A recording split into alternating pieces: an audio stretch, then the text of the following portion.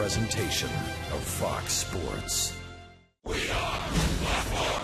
We are Ohio. As fans make their way into GABP one final time, it has the makings of a fantastic weekend of baseball for the Reds. Yesterday, Ramon Santiago sent the Reds home as winners with a walk-off grand slam in the 10th inning. Today, Johnny Cueto takes to the hill for the chance to be the first Reds 20-game winner in 26 years. Can he do it? We'll find out next, right here on Fox Sports Ohio.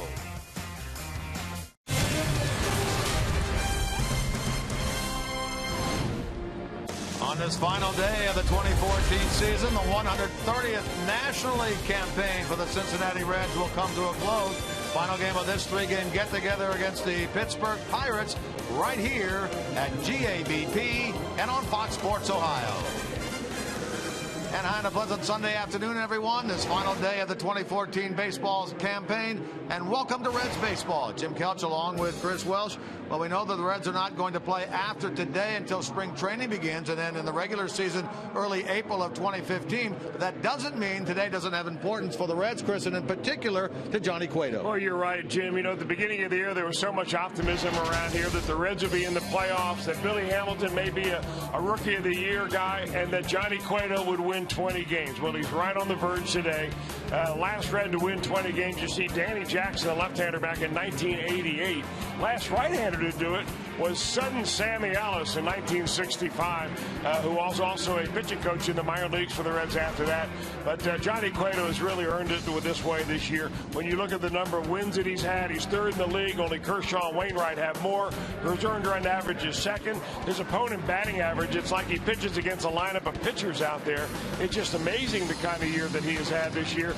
And the only thing that you really consider is that if the Reds are able to give him any kind of run support at all, I mean, after all, he is 10th worst in the league. They only get about 3.5 runs a game for Johnny Cueto. He has lost several ball games where he had potential to win a game because they simply couldn't even get one run across. So maybe today they'll get a little big crooked number for him, and he can ease right on in there to number 20. Now, on Friday, we talked about the scenarios for the Pirates, where they may be going. Things really haven't cleared up that much despite 2 games that have been played. They have multiple different places where they could go after today. Well, they had a decision to make at the beginning of the game today, Clint Hurdle, their manager, is whether they really wanted to get out there and try to win this game. How much does it mean? And their ace in the hole is Garrett Cole, the pitcher that they're throwing against Cueto this afternoon. If they didn't want to win this game, he would not be on the mound. So obviously this is a very important game for the Pittsburgh Pirates. They'll be grinding it out against the ultimate grinder in Johnny Cueto. All right, well, we'll see how it unfolds in the next 2.5 to 3 hours. Final game of the year, the Reds and the Pittsburgh Pirates. We'll take a break. When we come back, the countdown continues. Some of the best moments in Reds history 2014.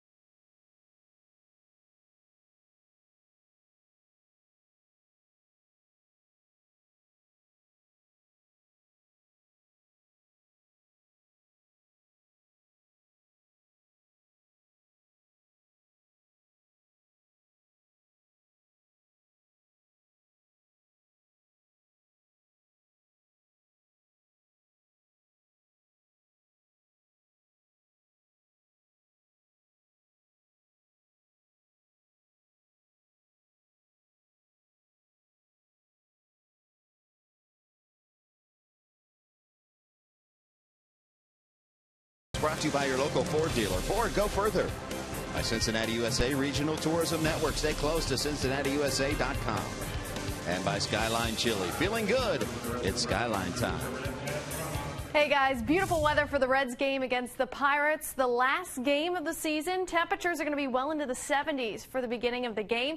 And we'll see similar temperatures to what we did yesterday. Highs near 82. Let's go, Redlegs. And I'm Jim Day on the field. Johnny Cueto goes for win number 20 today. That would certainly be a season highlight. But starting Friday, we've been counting down the 9 best moments of 2014. And let's give you a recap of where we are. Number 9, Jay Bruce, little home run robbery August 10th. Robbed Giancarlo Stanton, and then a game saver on the 11th. Matt Adams as he robs. Frazier does it all. Number 8, Mesoraco, 3 grand slams, tying a Reds record at number 7. The number 6 moment was Billy Hamilton setting a rookie record for stolen bases, and Brandon Phillips flashing the leather at number 5. Number 4 on the list, high fives for Devin Mesoraco. Devin Mesoraco hits 5 home runs in 5 games, tied a team record, joining Ted Kluszewski, George Crowe, Johnny Bench, Ken Griffey Jr., and Adam Dunn in that distinct category. Devin Mesoraco, a coming out party this year, and is certainly perhaps the best power hitting catcher in all of baseball now. We've got the top 3 moments coming up during the game. Can the Reds play spoiler? Can Cueto get number 20? A lot on the line here today as the Reds and Buccos close out the 2014 regular season. Jim and Chris are next.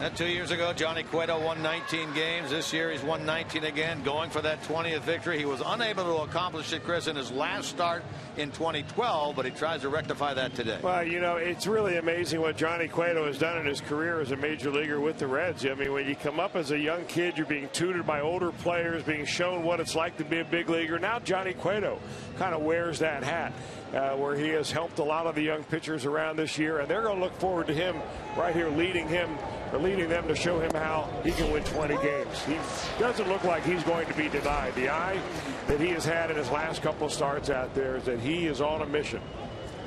Well, a big day of Major League Baseball now gets underway here in Cincinnati. This game later out in Arizona. Of course, there's some big games going on in the American League today. There's the possibility, depending on who wins and who loses, that there could be 3 games tomorrow to decide who is going on in the postseason. We'll wait how it all unfolds about 3.5 hours or so from now, at least here in the Cincinnati portion of things, as Josh Harrison grounds one down the third base line, and a nice play made down there by Christopher Negron for the first out of the game. Here's the Pirates lineup, brought to you by Meyer, Harrison, Snyder, then McCutchen, Walker, Marte, and Ike Davis. Jordy Mercer. Chris Stewart makes a second straight start behind the plate, and Garrett Cole pitches and bats ninth. You mentioned earlier there was some question mark as to whether Cole was going to start or not today. Well, they've had some different options, the Pirates do, but they figured that this is a very important game for them to win, and especially after losing here yesterday, only their 4th loss in the last 17 games for the Pirates.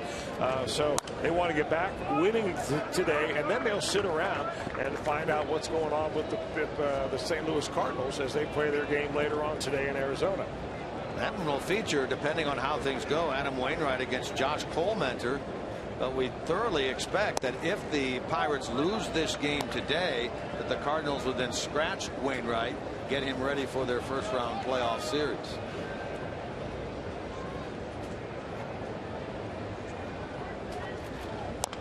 Tapper toward the mound and fielded by Johnny Cueto. He'll throw on to first for out number 2. Reds defensively, brought to you by your Ford dealers, look like this. In the outfield, Bourgeois, Heisey, and Bruce. On the infield, Negron and Cozart left side, Phillips, Frazier right side. Cueto throws to Devin Mesoraco. Normally his catcher throughout the year primarily has been Brian Pena, although Mesoraco has been behind the plate in 2 of the last 3 starts going into today with Cueto on the mound, and Johnny has won both of those games. Let me clarify also about that Cardinals situation.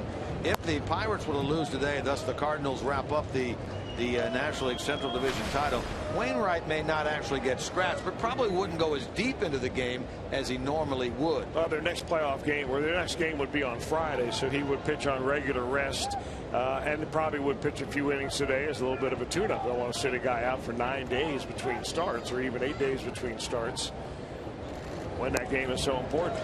McCutchen trying to go yard there with the first swing. You know, here's what the Pirates are up against with Johnny Cueto. I mean, he has completely owned them in his career. He's owned them this year with a 4-0 record. But the one thing that the Pirates figure that they've got going right now is late season momentum. They have really turned it on when they've had to. They're getting big hits out of their big guys like Andrew McCutchen. And this should be a pretty hard-fought ball game.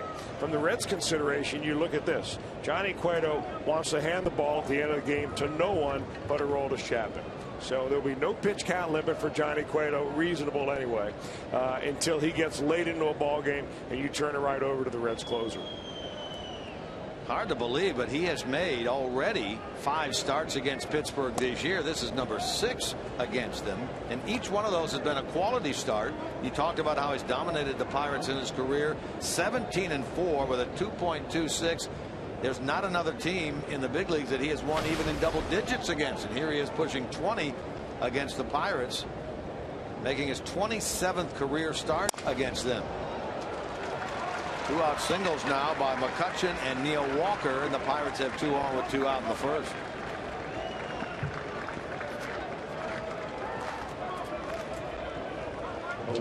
Pittsburgh has life today because of the actions late last night out in Arizona. Mark Trumbo, a 3-run homer in the bottom of the 7th inning, snaps a 2-2 tie against the Cardinals, and the D-backs go on to win that game 5-2. Keeping the Cardinals' magic number at 1, keeping this Pirates team alive in terms of winning their first division title since 1992. And of course, that was an NL East division title. They've never won an NL Central title.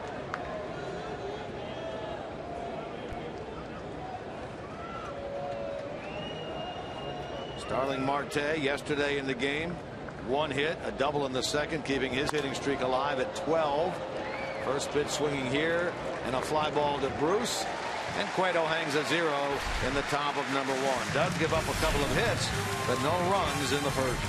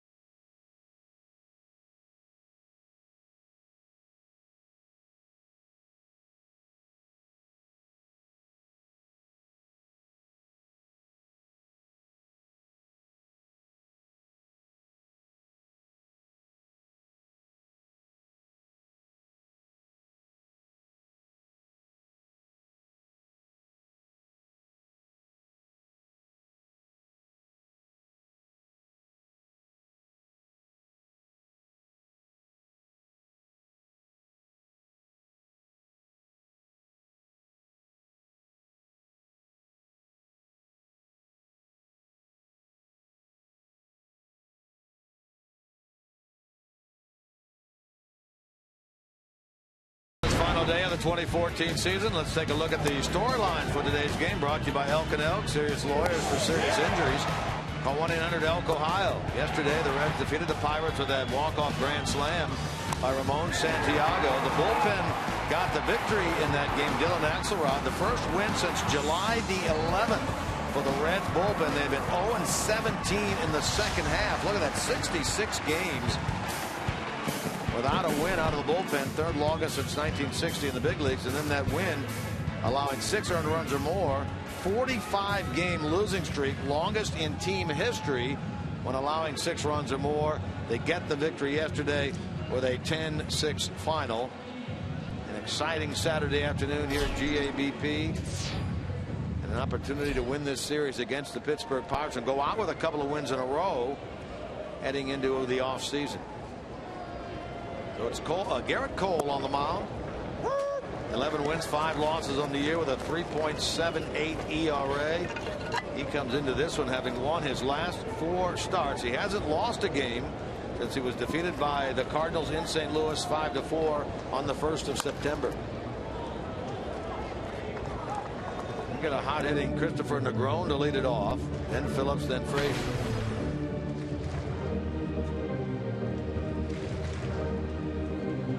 At 257 with 5 home runs, 5 hits and 8 at-bats in this series. That coming on the heels of only 3 hits in his last 21 ABs coming into the Friday night game. This guy has put himself in a very nice position for 2015, hasn't he? Well, he really has. I think he surprised a lot of people. They saw him in spring training and they said, well, we're not going to do too much evaluating in March. You've got to give, you know, a little bit of a credibility factor. What do you do during the regular season in the big leagues? He was injured a year before that, came back from knee injury, and he has really shown he's got a little pop in his bat. He runs well. He can play a lot of different positions, including outfield positions. I think that he's made himself a valuable part of the ball club as a utility player looking forward. Yeah, his first stint up here, which was 2 years ago, as you said, just before his knee injury, the only time he actually played defense, he played center field. So this guy can play 6 legitimate positions on the field. Yeah, he's 27 years old, so it's not like he's just coming up out of the minor leagues for the first time. He's hung around a little bit, but you really never know when somebody finally gets it. It all comes together, and certainly he's playing with a lot more confidence now than ever before. Speaking of, he gets the base hit. He kind of tomahawked that ball in the hole and out into left. So Negron will end the year at least with a 3-game hitting streak, a single into left. Take a look at the rest of Brian Price's lineup for today, brought to you by Meyer, Negron, then Phillips, then Todd Frazier. Done very well against Pirate pitching this year to the tune of 7 home runs. Mesoraco, Bruce, Heisey, the 3 in the middle. Then Bourgeois gets the start in left. Cozart and Cueto against his right-hander Garrett Cole. Here's Brandon Phillips. Pair of hits yesterday, a couple of singles, means he's at 266 with 8 home runs, 51 runs batted in. Been in the lineup virtually every day since coming back from the disabled list. Negron moving, he bunts it foul. That's too bad right there, because Negron had one heck of a jump. It looked like a bunt and run right there rather than just a sacrifice situation, because on the pitch Negron had a big lead. He really got a good jump that time, and had Bourgeois not even put that ball in play at all with a foul ball, you'd had an easy stolen base. I make it Brandon Phillips. Phillips has 2 hits in each of the first 2 games of this series. September has been the kind of bounce back month for him that you'd like to think we're going to see in the future. He's right near 280 in the month of September after a 4-hit series so far against the Pirates.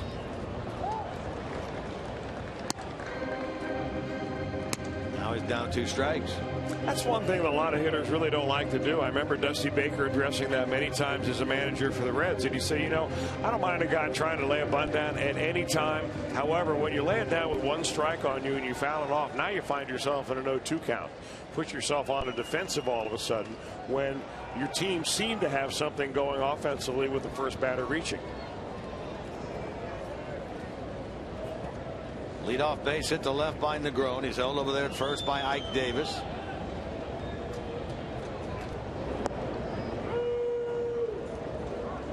Negron 5 for 5 in stolen bases this year here at the big league level. Cole, meanwhile, he's faced the Reds 1 time this year. That was way back in April. It was a loss here in Cincinnati, 7-5. He allowed 5 runs in 6 innings. He spent the better part of this year, 2 months worth, July and August, on the disabled list with right lat soreness. A lat injury comes to mind. You're like, lat, who had that? That was Johnny Cueto's injury, not once, not twice, but 3 times a year ago. You know, we never really used to hear about that very much. It might be just a new, more specific term to a pitcher's injury. Everybody wants to know exactly what's wrong with a pitcher nowadays rather than just say shoulder soreness. Well, Cole has come back. He missed 6 weeks, as you said, but he's come back throwing the ball very well.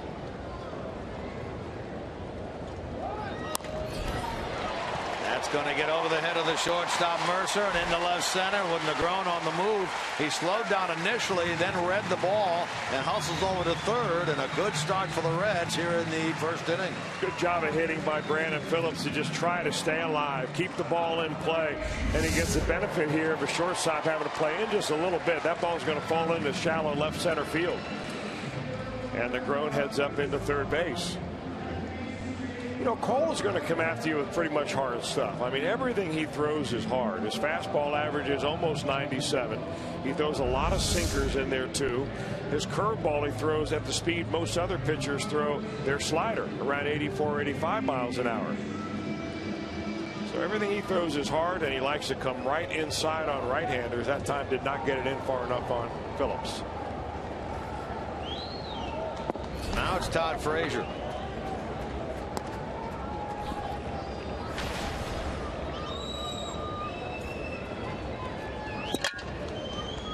.274 with 29 homers, 79 runs batted in. His 2-run homer in the 7th inning yesterday. To third, only play to first, and out there gives Frazier a run batted in. And for Todd, he hits the 80 mark for the first time in his career. The Reds have taken a 1-0 lead. Pretty good play there by Harrison to go and get that thing. A great play by Harrison. Looks like the Reds had the contact play on again, because as soon as that ball is hit, there goes Negron towards home. They're going to force the Pirates to make a play. But the Reds get a break by a high hopper. Good play by Harrison as he continues to really impress defensively and at the plate. About to say about Frazier, his 2-run homer in the 7th inning yesterday gave the Reds the lead at 6-4. Actually, it tied the game 6-6, but it came on a 3-0 pitch and marked the first runs this year given up by John Holtzcomb. Pretty good story around baseball this year in terms of being an independent leaguer, being scouted by the Pirates, ultimately brought to the big leagues. Opportunity now for Mesoraco. Frazier's RBI has tied Mesoraco now for the team lead with 80 runs batted in.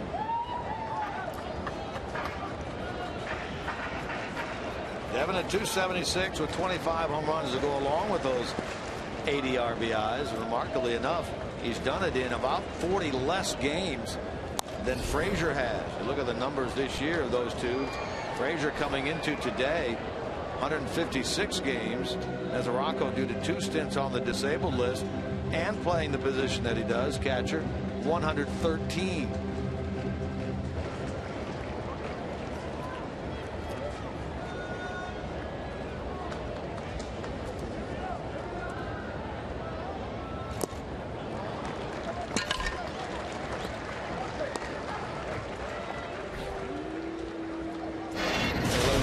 Defensively behind Garrett Cole, brought to you by your Ford dealers. They line up with Marte, McCutcheon, and Schneider, who has started all 3 games out in right field. Harrison, Mercer, Walker, Davis third to first, a battery of Cole and Chris Stewart.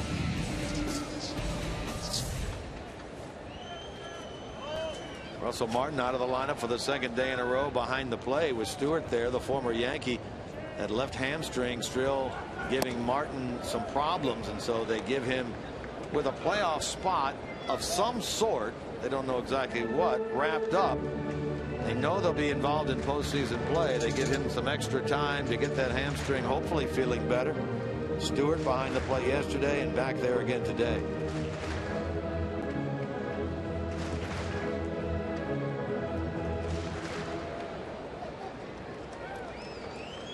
Base hit by Negron, base hit by Phillips, ground out produces a run by Frazier. Mesoraco strikes out, and now Bruce. Must have really been kind of weird last night for Garrett Cole going back to the hotel room after the Pirates lost, not knowing whether he's going to pitch today or not. I mean, normally you start preparing mentally far beyond, just the day of the game, and maybe the uncertainty maybe have caught him off stride a little bit.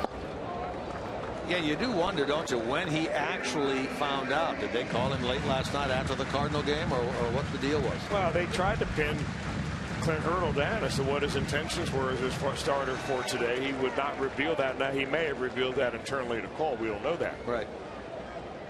But if he was in limbo, it's kind of a strange place to be before game 162 and an important one.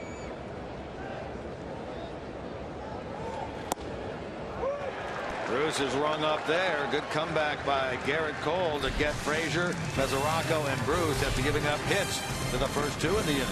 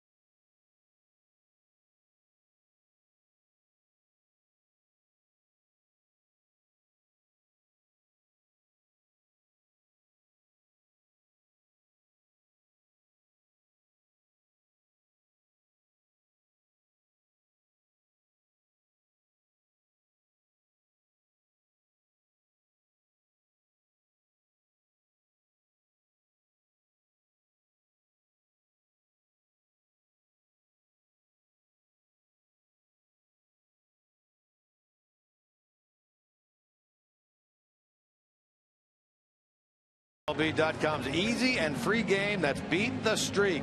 Pick players to get hits in 57 straight games, and you could become a millionaire. Play MLB.com Beat the Streak today. 1-0 Reds as we go to the second inning. An RBI ground out by Frazier produces the contest's first run. Cueto allowed 2 hits for the Pirates in the first. Now gets Ike Davis, the left-handed hitting first baseman, to lead things off here. 34th start of the year for Cueto. That's a new career high for him. Last Reds pitcher to start at least 34 times was Bronson Arroyo back in 2008. Last pitcher to make more than 35 starts in a year, Aaron Harang, did it 8 years ago in 2006.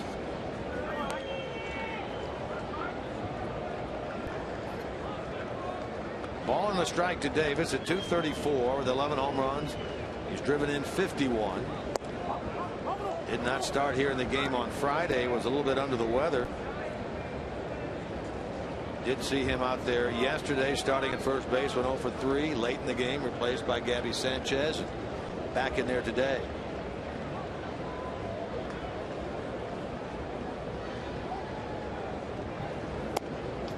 But the Reds have given up 2 grand slams this year, both to this guy Davis, both in April.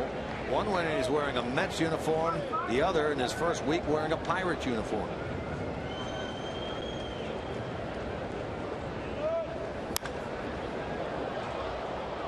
Drives this ball to right. Bruce near the wall. He's going to have room right to the left of the 370 mark. He had to stay with that one all the way, and he did. Davis is retired. In his ballpark, you never know, especially in the daytime when it's warm, and it is about 80 degrees here this afternoon. That ball looked like it was going to be caught well before the warning track when it came off the bat, but it just kept going and going. Bruce did the right thing, getting right near the wall and figuring out where it was. Cueto's given up 21 bombs this year, and you wonder how many of those have been fence scrapers right here at this ballpark that probably would not be home runs elsewhere. Well, we have talked about, in terms of his home runs, that of those 21, 19 have been solo shots. So if you're going to give them up, that's the way to do it.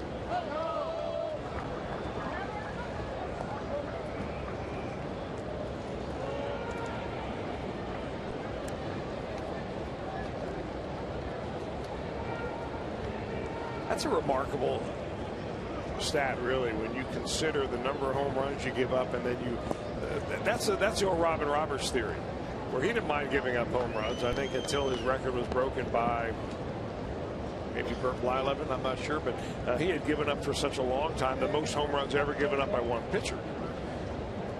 But most of those were solo shots where he would just go out and challenge hitters. He's cruising right along on a solo shot. When you've got a 4-run lead, doesn't mean anything. In the case of Johnny Cueto, however, this year, those solo shots sometimes were the difference between him getting a win and not getting a win, because the Reds did not give him very much support at all. In fact, he was 10th worst in the league with run support.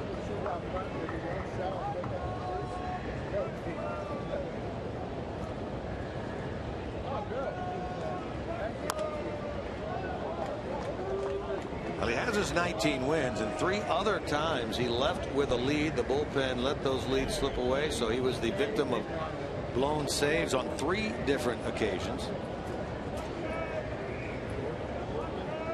And for Cueto, when he leaves a ball game, we're not talking about 5 and fly. Right.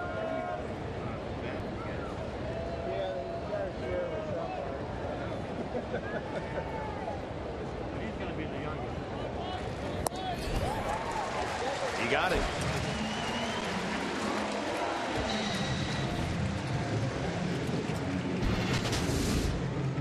Here's what you're talking about right here, Chris. Well, for pitchers that have won 19 games, what kind of run support do you need to get to that level? Well, Johnny Cueto has set a new mark right here because he's done it against all odds. Maddox, Fernando Valenzuela, and Oral Hershiser, you know, they're all right around 4 runs per game. Johnny Cueto's closer to 3.5 runs a game. That half run can make a huge difference in wins and losses.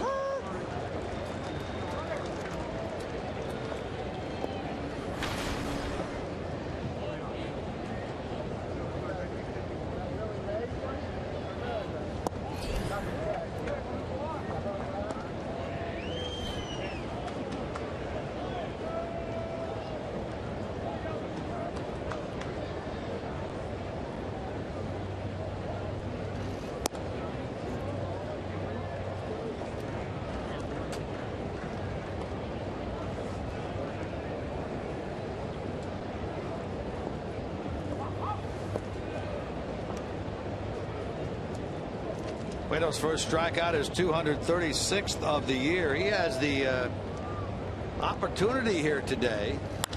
This ball's hit into center field. On the run is Heisey. He's not going to get it, and it goes by him and to the wall. This is going to be 2 bases for Stewart, and let's see if he will try. He will not for 3 as he hustles back to the bag with a 2-out, 2-base hit.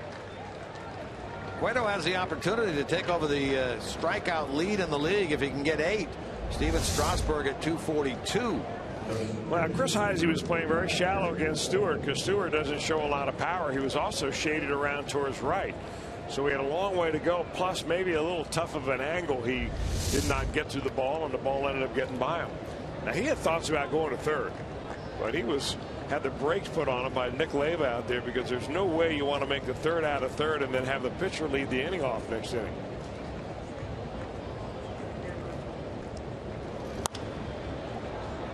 Cole hacking at the first one, sends it into the stands.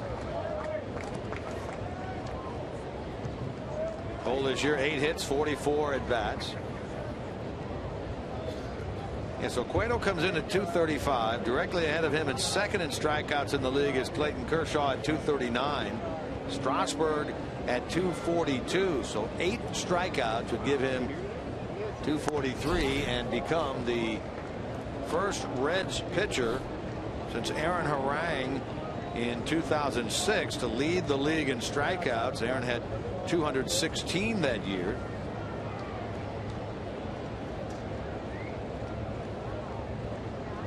It would be the most strikeouts by a Reds pitcher since Mario Soto struck out 242 in 1983, and the year before that Soto struck out 274.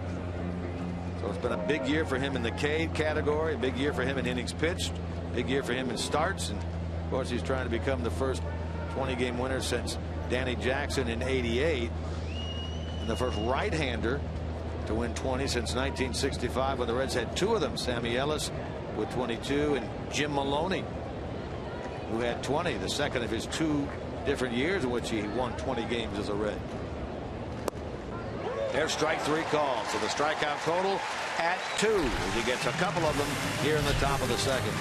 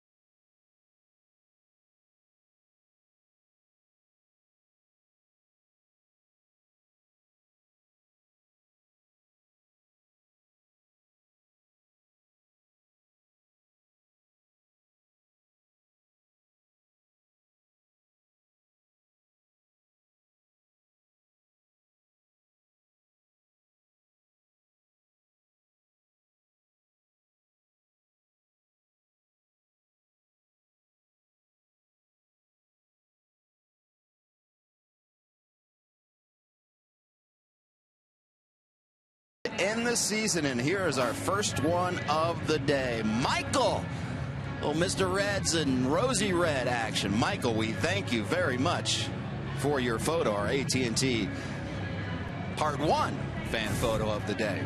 I'm Jim Day, final game of the 2014 regular season, and we've been counting down the 9 best moments of the season, and let's take you to number 3.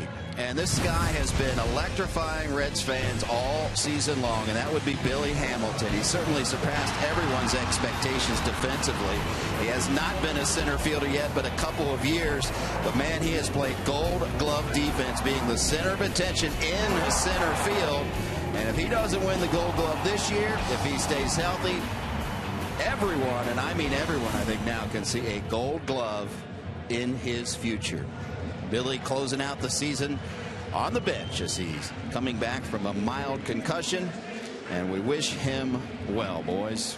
Yeah, we really do. What a terrific play he made. The last play, as it turned out, he made this year on that ball out in left center field. A terrific catch up against the wall. Banged his head into the wall. He said his shoulders are sore, his knee is sore, but what a great play to end your season on. Here's a look at it on Wednesday afternoon against Milwaukee. Well, it just kind of shows you in a nutshell the kind of effort that Billy Hamilton gave the Reds all year long and defensively this year. This is one reason why I think that Hamilton really should win the Rookie of the Year award, despite the fact a lot of people are thinking that Jacob deGrom and New York will get that award based on how he's finishing up the month of September. But you cannot overlook at all the kind of defense that Hamilton gave the Reds. That play he made on Wednesday robbed Ryan Braun of a home run. That thing was over the fence. He brought it back. They had hoped to get him in another game in the end of this season, but it's not going to work out for him. And obviously, it did not work out for Joey Votto to come back and play in a game as well. That was an ongoing drama really for the last 2 or 3 weeks as to whether he would or would not return in 2014. Jim, I understand you have still more to pass along on Billy Hamilton. Well, we've talked all season long about Billy's bunting and how he can use that as a huge weapon.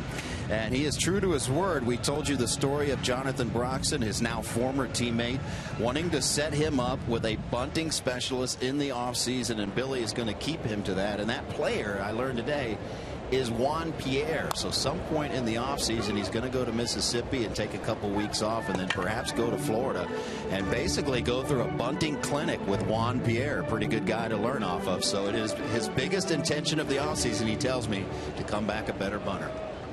Well, you know, he worked on bunting this past season, but I think you could tell once he got to the big leagues that bunting style really needed to be worked on, and Juan Pierre seems to be a good one to do it. Well, I mean, he would be the best route I could think of. And I'm not so sure it's only the mechanics of the bunt for Billy Hamilton, because he's got good hand-eye coordination. He can figure out how to bunt pretty easily. But it's a mental approach to bunting, you know, where you don't get down and then put it in your back pocket for 2 games just because you made a couple of bad bunts and didn't get a base hit. So I think just having a good long conversation or a series of conversations with a guy like Juan Pierre could really help him a lot.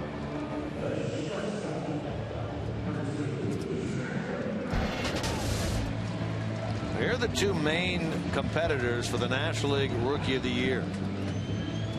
See Billy's numbers at average down at 250 is the only thing really that has people, in my estimation, looking possibly at Jacob deGrom as the possible winner. His September did not go well. Really, his second half average wise did not go well, but if you look at the rookie numbers, he is tops in most of those offensive categories amongst National League rookies. And as Chris said, his defense has been gold glove-ish, and then there's the base stealing. I'm with you. I think I would still go with Billy Hamilton. Of course, yeah, he's our guy of playing in front of us every day, and we've had the chance to watch him day in, day out. Really, this team would not have been where it was at the All-Star break without the tremendous play that he put in the month of June, when he had easily his best month of the season.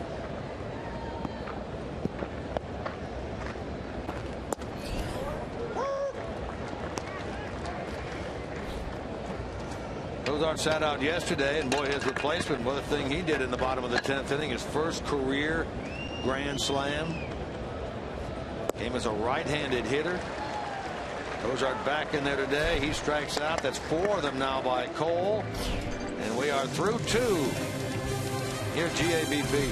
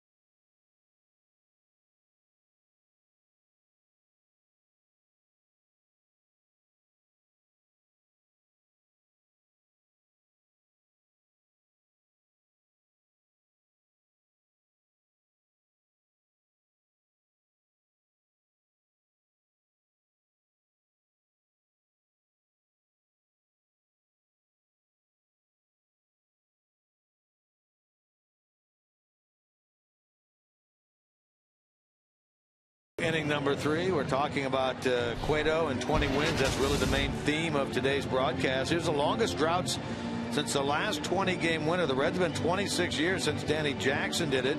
36 years since the Padres' Gaylord Perry did it. That's the longest on the list. If Cueto can get there today, he'd be only the third 20-game winner this year. You were talking earlier about the list. Adam Wainwright has 20. Kershaw 21. Kershaw 21. Of course, Wainwright's scheduled to pitch today, and that may, as you said, matter on what happens here with the Pirates in this ball game. Something magical about that 20-win plateau. Brian Price asked about that today in his pregame media meeting, his last one of the year, and he said, you know, with the way the schedule is and the way there's a 5-man rotation now, there's only 33, 34 starts, it's tougher than ever to win 20 games. I think the other part of it being tougher than ever is pitch counts, because now pitchers, when they like it or not, when they get to about 105 to 115 pitches, the manager is starting to look down the bullpen. And that may only be a situation where you have a guy in the 6th inning sometimes, and he could be pitching a whale of a game, just one of those not very efficient games. So you get him out, you turn it over to middle relief, they tie the ball game up, and that win that you had going was going by the wayside because they blew a save. Harrison now 0 for 2 as he grounded out to start the game. He strikes out here for out number 1. Johnny, but looks like going with a changeup, and he's one of the pitchers this year that I've seen to make a transition where he throws his changeup down and into right-handers. You don't see many right-handed pitchers do that, but it's been a very effective pitch for him because he establishes a 2-seam fastball in the 90s, and then he throws that changeup, and they seem to swing right over the top of it. Here's Travis Snyder, tapped one back to the mound his first time.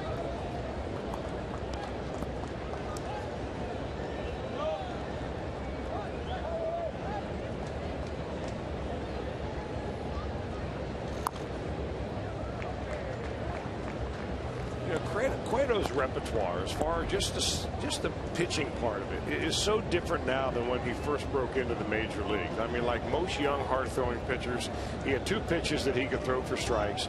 That was his fastball and a changeup. He added a slider, and then for the next few years, those were all of his pitches. But this year and last year together, he began to refine that, and it may have been a little bit of a rub-off from having watched, you know, Bronson Arroyo pitch for so many starts here in Cincinnati, where Bronson would almost invent pitches along the way. And Cueto doesn't exactly change his arm angle very much like Arroyo, but he changes his pressure on his fingers, which way he wants to make the ball cut, how much he's going to take off of a certain pitch, how much he's going to add. He's added a cutter this year that has been a great pitch for him. As I mentioned, that changeup of his, he is able to spot up down and into right-handers. That's a pitch that was almost exclusively lefties only when he first came up. So he is a complete pitcher now in more than just one sense of the word. His repertoire is as involved and complicated as anybody in this league.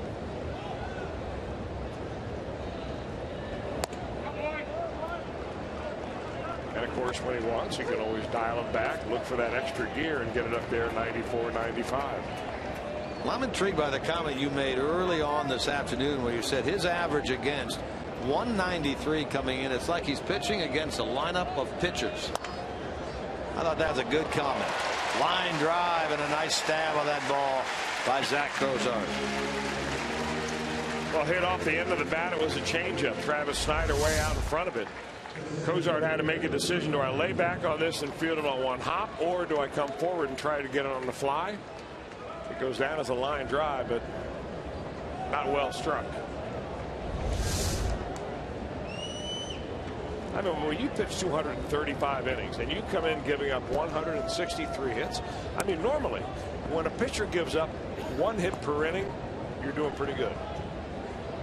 I mean, Cueto's just, as far as the number of hits he gives up, it's just ridiculous how hard it is to get a base hit off of him.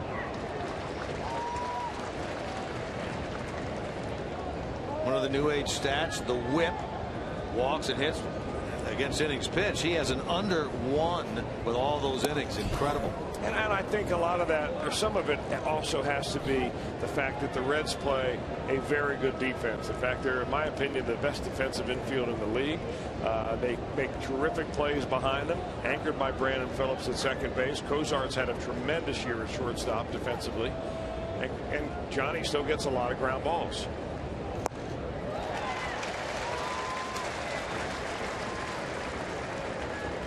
Well, he comes into the game leading the league with opponents hitting only 193 against him. Lefties at 191, righties at 196. He gets another strikeout here. He gets his 4th of the game and hangs a 0 in the top of the 3rd.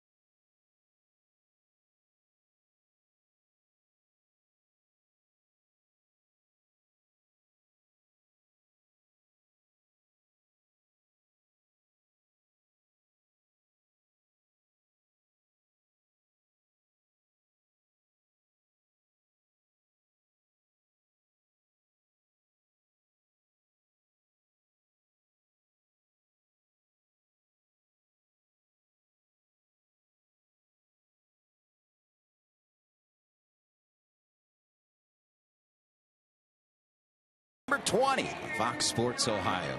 I'm Jim Day, and literally this is the favorite part of my job. When Pete Rose, the hit king, shows up at the stadium and he graces me with a few questions. Pete, how we doing? We're doing good, Jim. We're here hoping Johnny can win number 20. Of course, he's one of the top 2 or 3 pitchers in all of baseball, right there with Kershaw and Wainwright, and it'd be a big feather for the Cincinnati organization. He'd get 20 wins. No question. Much harder to get 20 wins nowadays with a 5-man rotation. Everyone looks at wins not as important when they break out all these new statistics. Where do you feel? What do you feel about 20 wins now? Well, it's hard to do, like you said, but Johnny gets deep into games, and he's got a pretty good offense when they were clicking early in the season. But he's just a good pitcher. I mean, his earned run average is less than 3, down just a little over 2. And when you can do that, you're going to win a lot of games. There's only 3 20-game winners in the league. And we all know who they are. Wainwright is a great pitcher. Kershaw might be MVP. He's a great pitcher. And Johnny Cueto, if the Reds were where we want him to be, he'd be in the running for the Cy Young. How tough has it been for you to watch this season? I know it's been tough on Reds fans. I know you. Just the second half was tough, but it seems like the second half, the catcher and the third baseman and Hamilton, they all went into a slump at the same time. And there's really no explanation why you do that. I was in a good spot at the All-Star game. We're a game and a half out. I'm saying we got good pitching. We're gonna contend. We got we got guys having good years. Even though Joey was out and Bruce was out, you still had guys filling in. And pitching's always going to keep you around. And I thought it was going to keep us around, but you can't win 1 and then 2-1 every night. What would you do going forward to win in 2015? Well, I just told Mr. Castellini the same thing I tell you. I saw you chewing his ear. Well, the first thing we got to do is get healthy. I mean, you got 3 guys making over $15 million a year that were out most of the season. Bruce was out, Phillips was out, Votto's still out, Homer's out. I mean, you got all those multi-million-dollar players that are in the dugout or in the clubhouse. It doesn't help you. But get healthy and just try to get these guys to understand that it's important to win. It's contagious. It's important to win. And I think Frazier's going to be a team leader someday. He has that kind of ability. He's having a good year this year. Come back next year. There's another base hit. Let's see those base hits the opposite field, especially with the big guys coming up. What do you think of Christopher Negron? He's kind of in that hustle category, getting everything out of what he's got. Wherever he plays hard. We got to get this Phillips woke up. He's just, I don't know what it is with him. He's deteriorating the last 3 years. He's a good athlete. He's got great potential. He's still young. We got to get him to start producing more. Got to ask you, as Bud Selig leaves his office, he is leaving. Yeah, I don't know if you heard. Already? I think Bud's a perfect example of what we're looking forward to today in baseball. With all the West Coast games meaning so much for that extra wild card, and he's done a good job. Bud's a good commissioner. I hate to see him go. I don't know the new guy. I hope he continues to make baseball grow like you and I need it to grow, because we're fans. And, I don't know the new commissioner. I just hope he does a good job. I know he's qualified.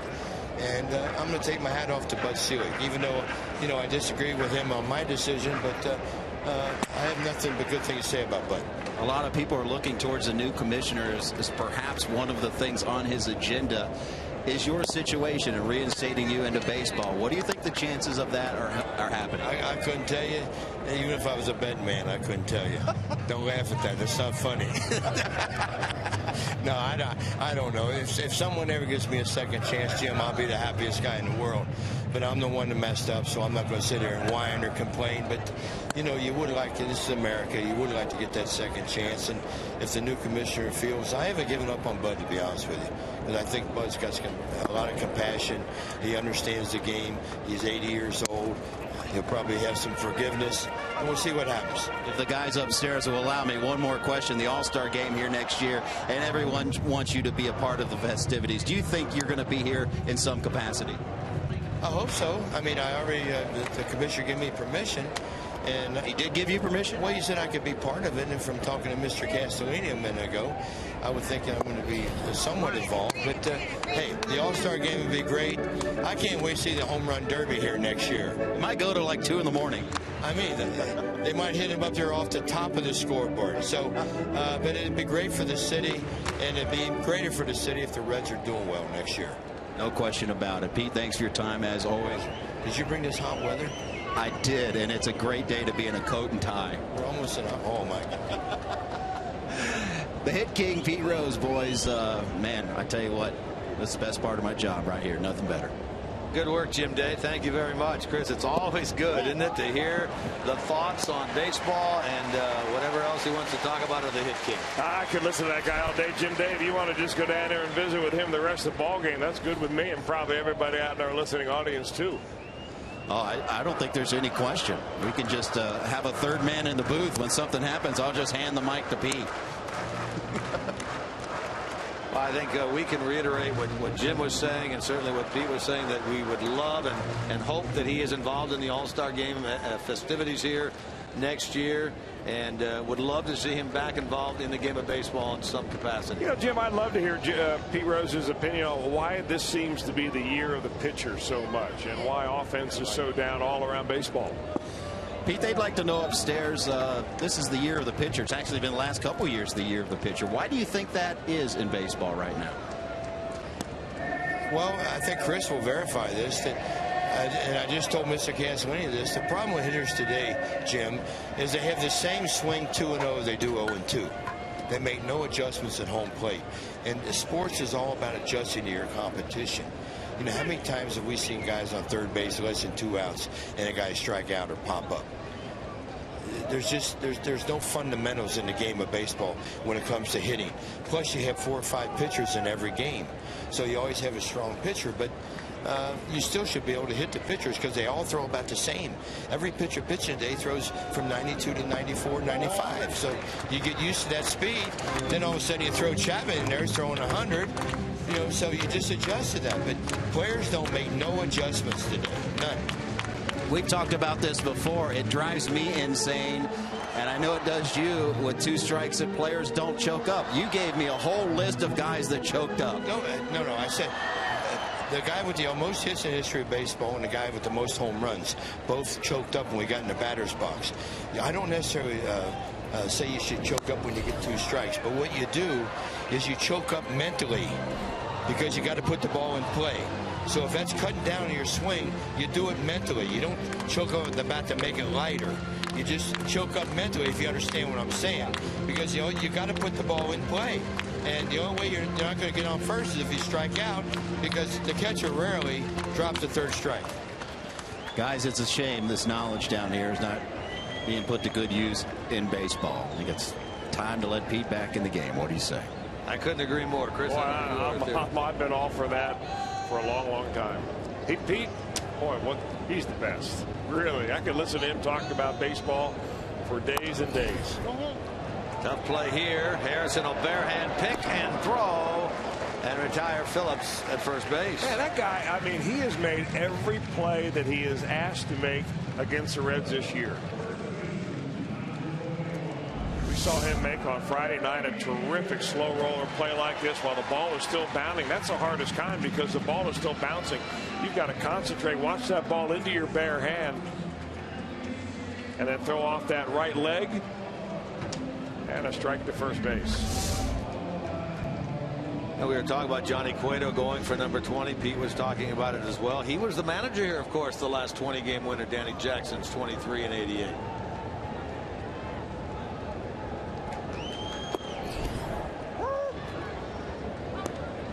Frazier produced the game's only run with a ground out back in the 1st inning. Starts this game at 274 with 29 homers. Now has 80 RBIs, vying for the Reds' triple crown. Best average, most homers, most RBIs. He and Devin Mesoraco battling back and forth. Last Red to do it was Joey Votto in 2010, but before that, got to go back to Eric Davis in '89. Dave Parker, the Cobra, did it '84, '85. George Foster, 1977. So right now, Frazier has the most home runs. The RBI totals are even. Mesoraco slightly ahead in terms of average.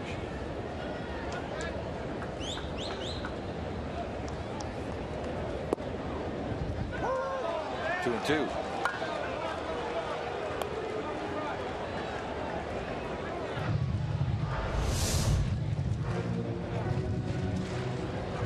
Frazier thought it was low. Our Fox Tracks has it right at the bottom of the knees.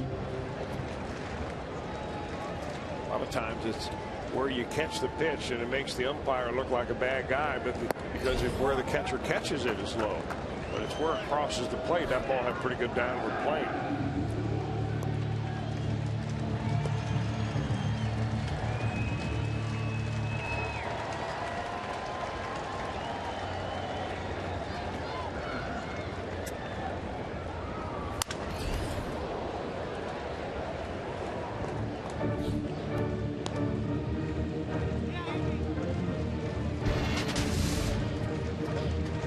So we're talking about the Reds' triple crown. Frazier 0 for 1 today. Mesoraco 0 for 1. So Devin just slightly ahead of Frazier in the average department. Tied in the run batted in department thanks to the ground out by Frazier in the 1st. All those numbers on both sides are career highs for both players. Average homers and RBIs.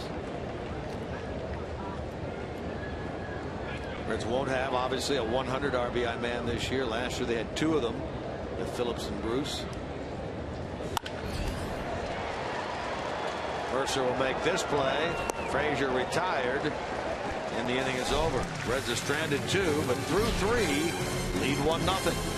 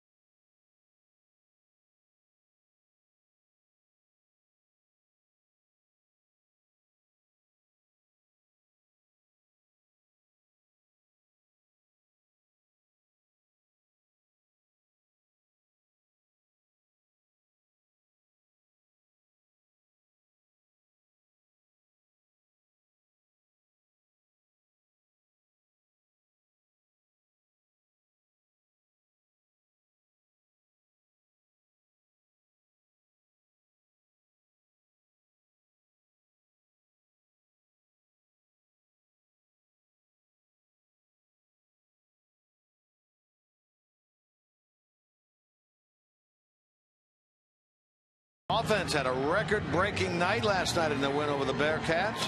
And check out the hit of the game, which came not during the game action, but when former Buckeye linebacker and current coach Anthony Schlegel tackled a fan that ran onto the field. Did you see that? I heard about it. Did not. I heard it on the radio.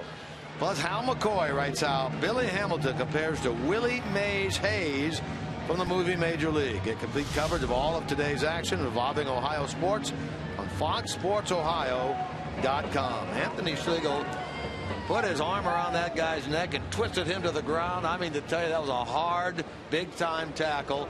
And then they basically drugged this guy off the field.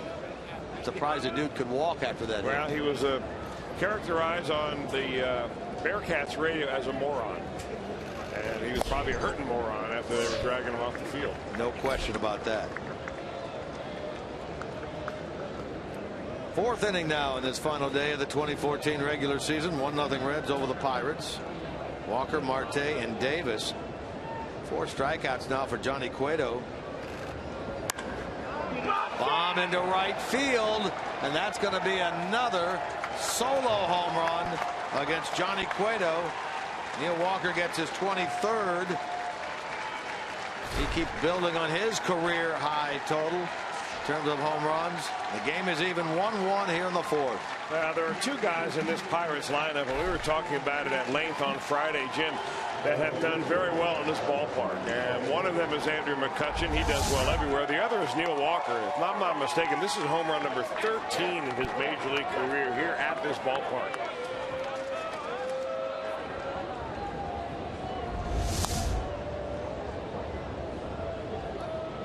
Number 14, and number 14 in terms of home runs, the most against any opponent in his career, right?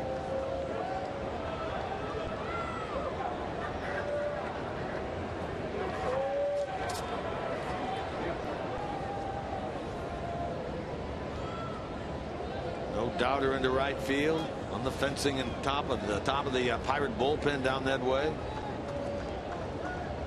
6 home runs this year now by Walker against the Reds.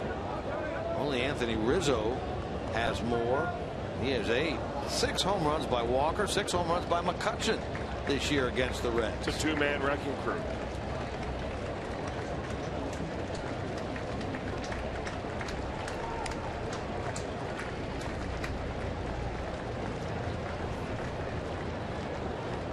Marte, another Pirate, hitting on sitting on a double-digit hitting streak. He's at 12. Kept that alive yesterday with a early double.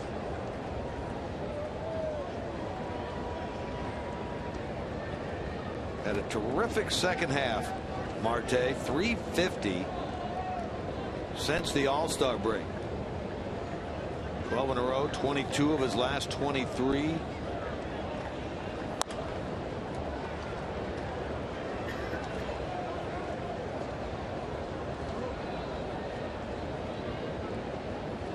Since August 5th, the second best average in Major League Baseball behind Victor Martinez.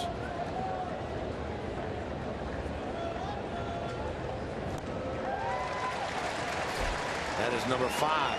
Strikeout number 5 for Johnny Cueto, putting him in 2nd place in the National League now in Ks behind Steven Strasburg. Well, there's that down and in changeup again, and after you see him that fastball from Cueto, I mean, he's got such good arm action. He hides the ball so well. You know, he's got that big twisting motion. All of a sudden the ball is on you, and he jumps at you, and you swing, and the ball's not even halfway to the plate. That has been an excellent strikeout pitch for him this year. Now you see the stat. He becomes only the 2nd pitcher in Reds history to have 19 wins and 240 strikeouts in a season. The other being Jim Maloney. Pitcher, pardon. Sanchez now will bat for Ike Davis. He is thrown out at first for out number 2. Told you that Ike Davis had been a little bit ill earlier in this series. He leaves here for the pinch hitter.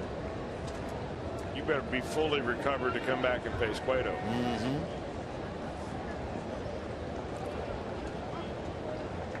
So 2 out. Here's Jordy Mercer.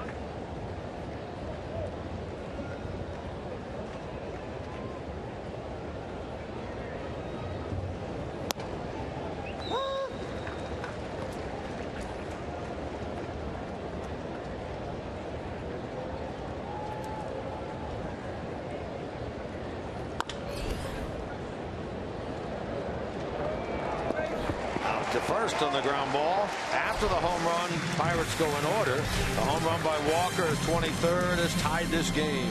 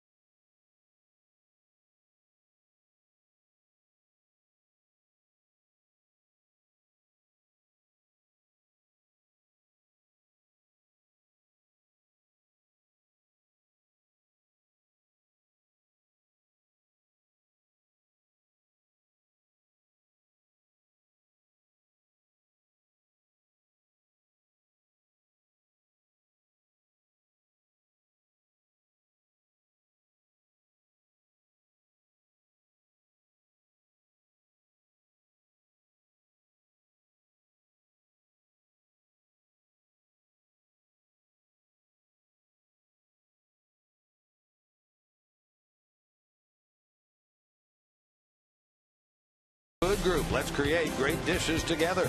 By Toyota. For over 30 Toyota offers, visit buyatoyota.com. And go for the save on Wing Tuesdays at B-Dubs with specially priced wings all day. Buffalo Wild Wings, wings, beer, sports. And remember, the most popular way to follow the September pennant races is with MLB.com's At Bat, the #1 app for live baseball.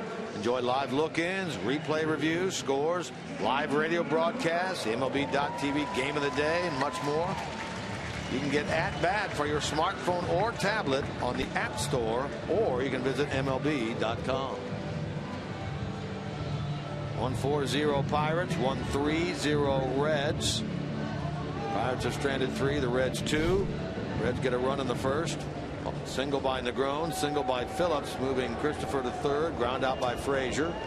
Pirates tie with a Neil Walker home run in the top of this inning. Reds up now here in the bottom of the fourth against Garrett Cole. Walk no one. He has struck out 5. Looking for victory number 12 if he can get it. First 2 years in the big leagues, he's won double digits, 10 last year, 11 this year. 0-2 to Devin Mesoraco. Well, Cole has a distinction of being a former #1 pick, not once but twice. He was picked out of high school in California, Orange Lutheran High School, as a #1 pick, 28th taken in that first round by the New York Yankees. They were all set to give him more than what the slot allowed. They wanted to give him about $4 million a side. He ended up going with his commitment to play baseball at UCLA, which by the time he became eligible to be drafted there, he was selected #1 in the draft that year. That was, I think, 2011. Reminds me a lot of Jeff Samardzija. I mean, he's a big guy like Samardzija is. He's a hard thrower. He's much younger. He's only 24 years old.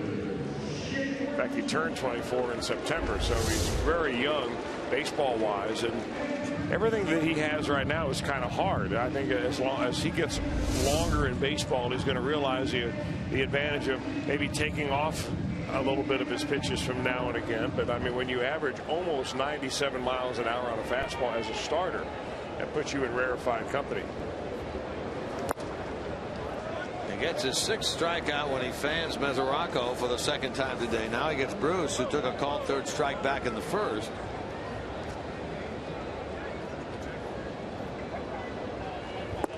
Well, the first time up, he said he fed Bruce almost all off-speed stuff. And now in this at-bat, he's throwing him back-to-back fastballs. He's got a lot of run on that 2-seamer. And for a left-handed hitter, that run will go away from you.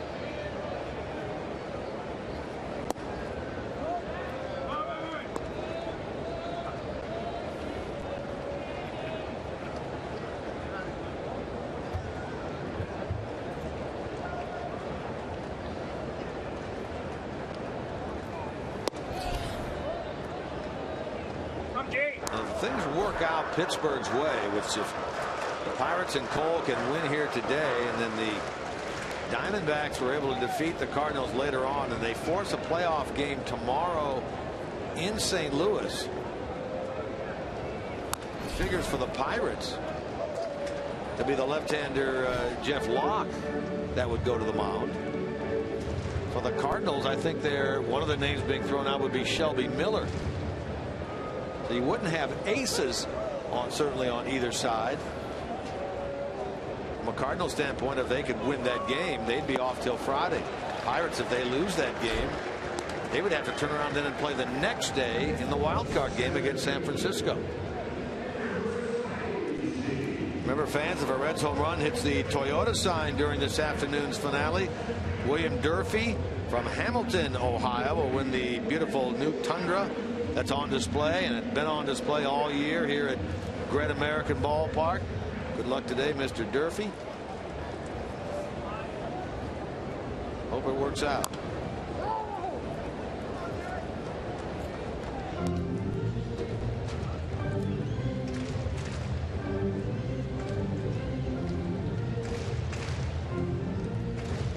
Isaiah, strikeout victim his first time. He was aboard in that 10th inning yesterday when Santiago hit the grand slam. He had singled in the inning against John Axford. Axford replaced later in the inning by Bobby La Frambosi. He ultimately gave up the grand slam to Santiago.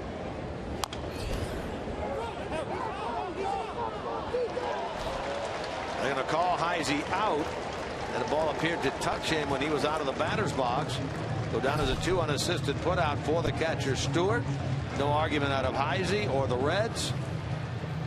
Bottom of the 4th comes to an end. Here's a look at it.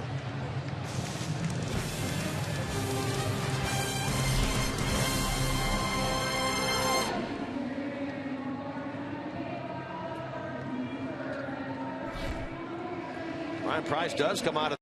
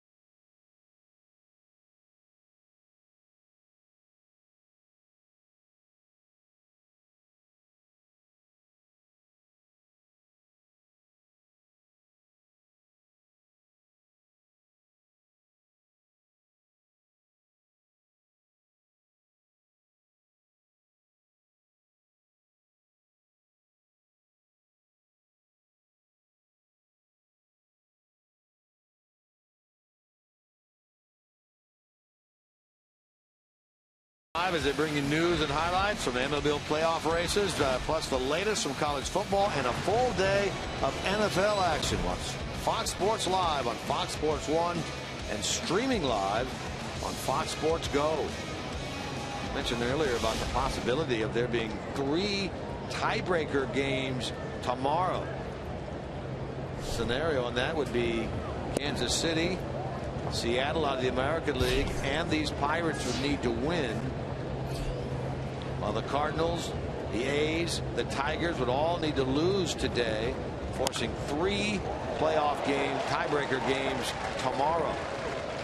Base hit by Stewart starts the inning. He's going to try for 2, and he will get in there.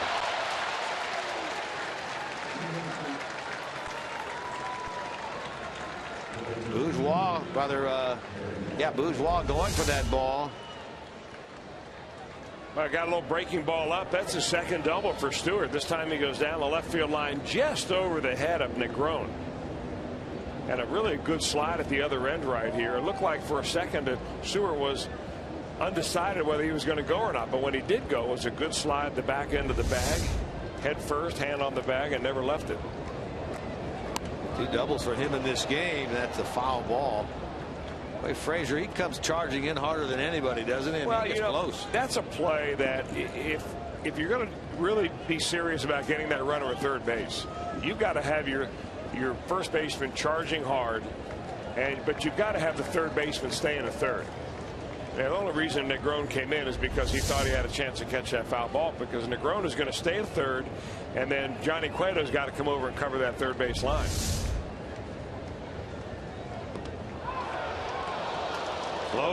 Close out there at second.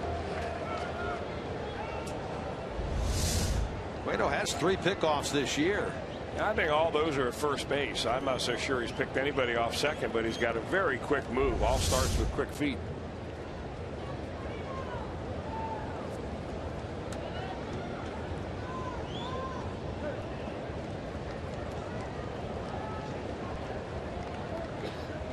So now if you're the Pirates, you've got to give Garrett Cole the option of maybe do a little butcher point play right here. You pull the bat back, slash it if you think you're going to bunt into a trap. Either that or bunt it really hard down the third base line.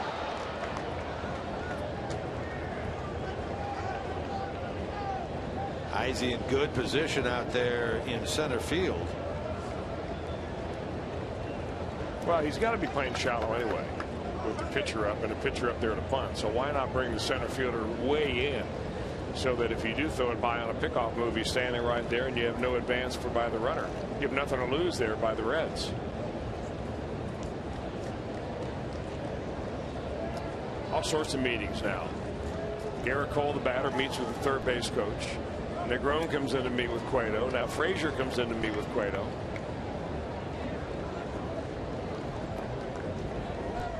Stewart doubled to start the inning, and now Cole trying his best to move him over to third. There's your butcher boy.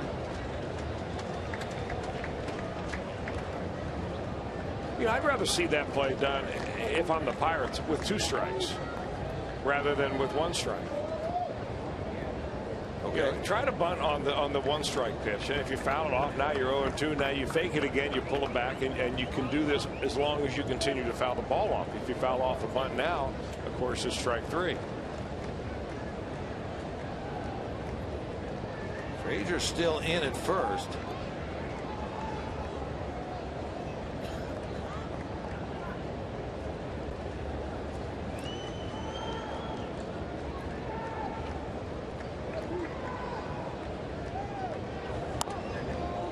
Frazier will field. They're going to go to third, and they're going to get the out. Terrific play by Frazier. And there's Negron holding his ground at third.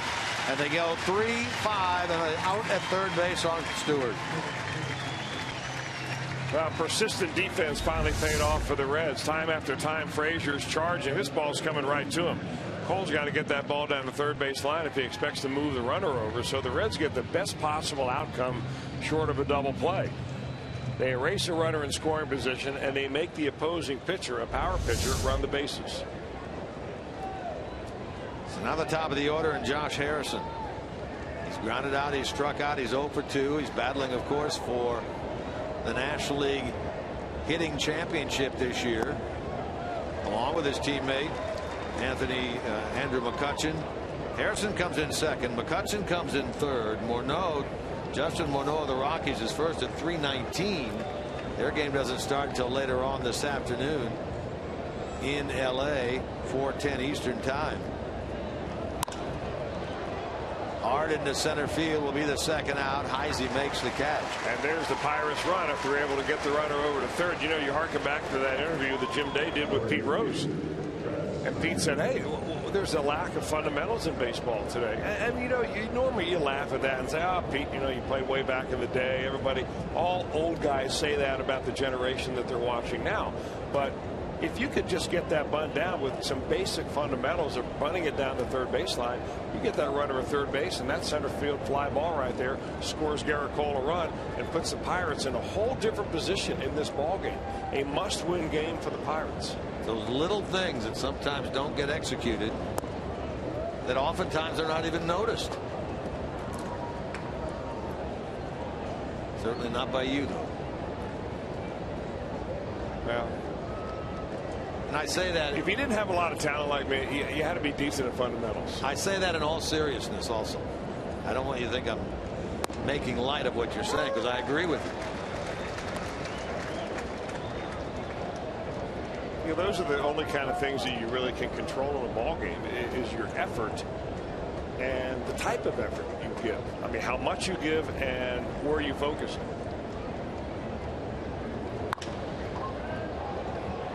Bourgeois going back, still on the run. He'll reach up and make the catch to retire Snyder and put an end to the top of the 5th inning.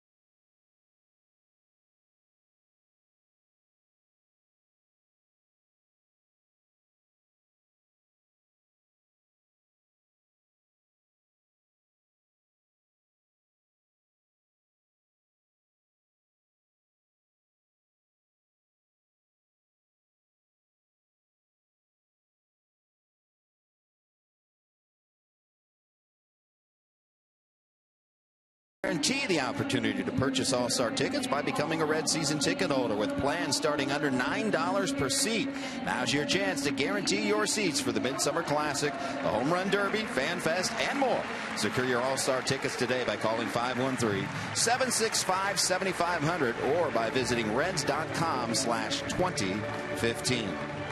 And I'm Jim Day. Final game of the season. We continue to count down the top 9 moments of 2014, and we are at number 2, and it involves the guy on the hill today, Johnny Cueto, and his historic start to the season. Really set up today with that start. First pitcher since 1909 to go 9 straight starts of 7 or more innings and allowed 2 runs or less. Over that span, he was 4-2, 1.25 ERA, 76 strikeouts, and opponents only hit a 135 average off of it. Cueto's historic start, moment number 2 of 2014. Gentlemen, I can't wait to hear number 1 a little bit later on, Jim Day. Thank you very much. Hey, you never know. It might be today. Could be. We still could have it unfolding in front of us. Johnny's given up 5 hits today. The game is tied at 1. Reds bottom third of the order coming up here in the home 5th inning at Great American Ballpark. I want to pass along a big hello today to Bob Hiltbrand, long-time Reds fan. He's 82 years old. He grew up in the area in Covington, Kentucky. Went to Holmes High School. Grew up listening and watching to the Reds since he was a little tyke. He actually was a knothole member, went to knothole games, and his favorite player. Who do you think his favorite player was? He's here at the ballpark today. He's everybody's favorite player. The hit king, Pete Rose. Bob been married to Stella for 63 years, raised all of their kids as big Reds fans, and one of his sons, Nick, passed along the information to us, and so we want to say thank you, Bob Hiltbrand, for being such a big time Reds fan, for watching and listening all these years, and we hope we can end this 2014 season with a win for you and all Reds fans out there today.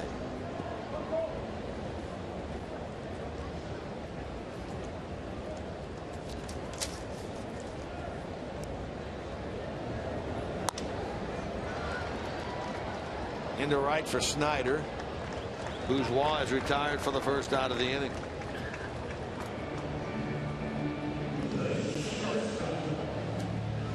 The batter will be Zach Kozar.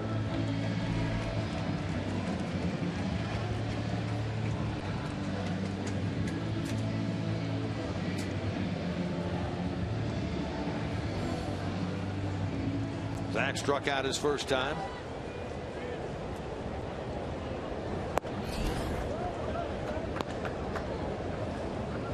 Players, of course, on the Reds teams all going their separate ways after today.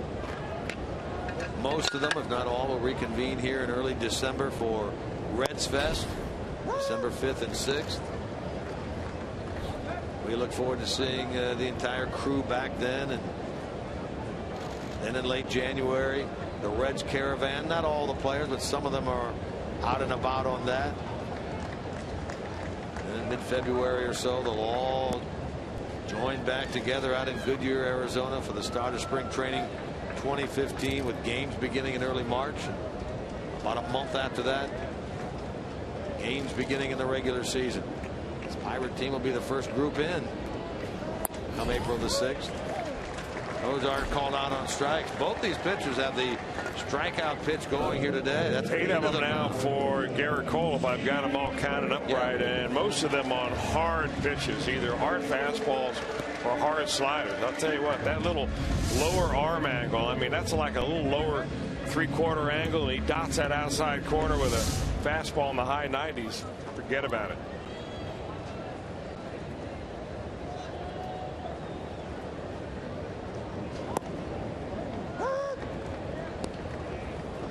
Eight in a row and 15 now. The last 16 retired by Garrett Cole since Negron single in the 3rd inning into right.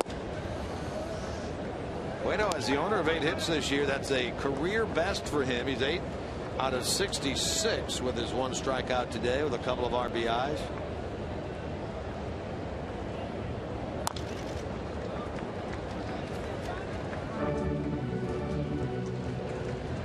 I'd like to thank Ray St. Clair Roofing once again this year for being the title sponsor of our pregame show all season long. The 30 minutes prior to the Reds game, you get Jeff McCorrow, you get Brian Giesenslaw, you get Jim Day, sometimes you get Chris Welsh. Today I was involved as well as I ran up from the field with the official's costume on. And Ray St. Clair Roofing, we appreciate their sponsorship again this year during the pregame show. Yeah, we couldn't do without our sponsors, and Ray St. Clair Roofing has been with us for quite a while now. They are solid like a rock. Cueto becomes strikeout victim number 9 for Garrett Cole. There we go. Look at that swing. Didn't even hit the tee. Good job, big boy.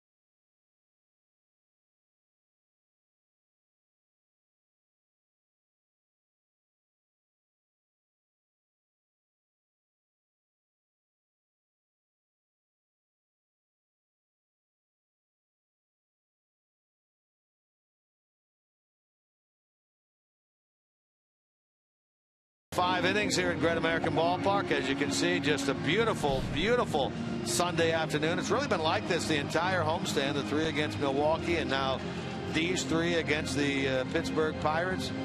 Fans have come out very well. You know, we should thank, really, we thank the sponsors and the like, but thank the fans that have come in, day out this year to support the Reds. A lot of them out here today, including, of course, the mascot game before the game today. Well, I know, Jim, and maybe not everybody out there knows it, but you are the big boy mascot. I mean, that's a pretty good swing. They've got you running down the line. A big improvement over last year. Already up, I think you hit 4 miles an hour total. Last year you had 3. All that off-season training and conditioning has finally paid off. And good job there, double dipping, and then coming right back up here for the pregame show. Did you notice there at the end all the little motions that I make? I got all of that from Brandon Phillips. I thumbs up, then I touched my shoulder. That meant something, and then I went like this, you know, hands in the air. All that meant a little something. Here I go through my symbol there. Thumbs up. Impressive. You missed my tap on the shoulder. That has significance. Yeah, they say sometimes dogs look like their owners. Would you say that you resemble the mascot a little bit that you represent there? What I would say is fishes have been very, very good to me. Here's my motions now. We're going to look at it. I got the hit. Thumbs up. Thumbs up. Tap on the shoulder. Oh, that one's first. Then the tap on the shoulder. This means I'm a big, strong guy, hands on hips. Tap on the shoulder means I kept that shoulder in. Or you have a sore rotator cuff. Or I have a sore rotator cuff. One of the two. All that I got that from Brandon. Well, good job on that today. That. I didn't think, I'll have to tell you, I didn't think I was going to quit sweating when I got up here before we did the little pregame hit. I was very, very hot. Surprised it all didn't say so yourself. To you.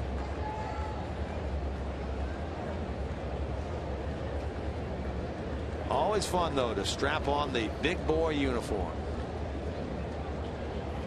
You know, a guy's got to make a living in the offseason.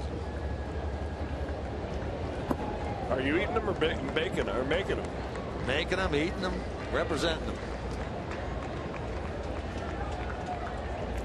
Well, don't be afraid to drop a few of those big boy pies by my house around Thanksgiving time. You know, you move so often, though, it's hard to remember where you live.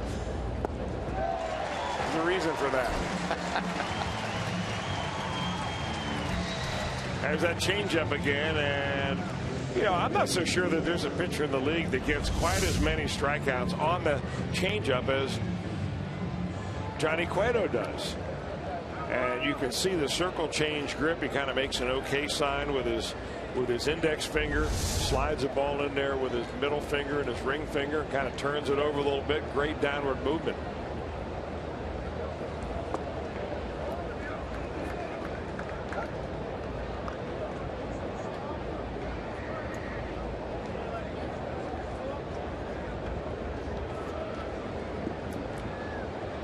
Six strikeouts now for Johnny Cueto, give him 241, so he is just one shy of equaling Steven Strasburg, and 2 away now, becoming the first Reds pitcher since Aaron Harang 8 years ago to lead the league in strikeouts. First Reds pitcher now since 1983 to get to the 240 strikeout mark.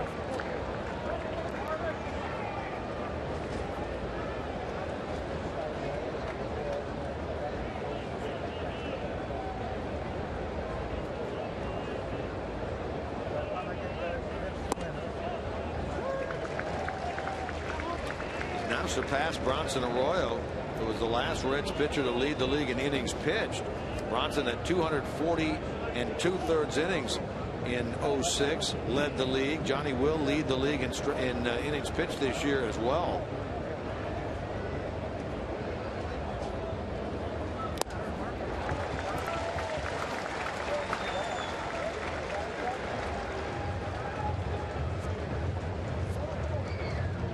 The most innings pitched by a Reds pitcher since 1993.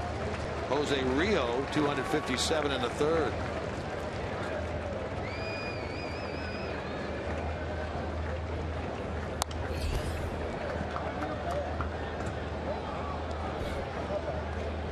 Walker 2 for 2. His home run in the fourth tied the game.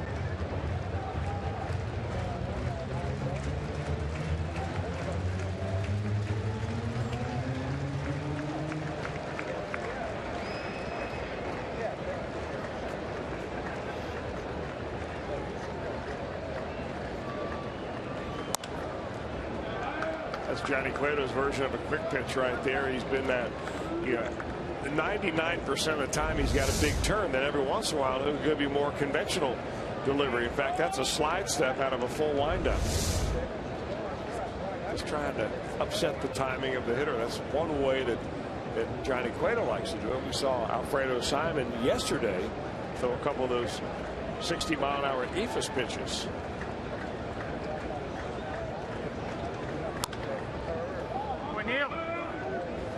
And we should give our just due today to Derek Jeter, the New York Yankees. They're playing today at Boston, down early 4-0. Jeter started that game as the DH, had an infield hit in his first AB, lifted for a pinch runner, and so the career number 2 comes to an end today at Fenway Park. Congratulations to Derek Jeter. Very fine career. Played the game the way it ought to be played. Ended up with 3,465 career hits, 6th most all time, 3rd best ever in the American League. It ends at Fenway Park, but again, congratulations to Jeter on a remarkable career.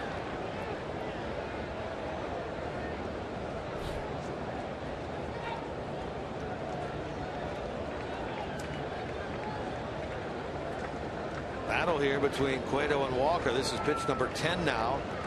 Johnny's delivered to Neil Walker. Shoots it to the alley in left center field, and it is caught by Bourgeois. Nice running catch by the left fielder. This October, history will be made as baseball's postseason moves to America's new sports network. Fox Sports 1 is your new home for baseball's National League Division and Championship Series. It all begins this coming Friday.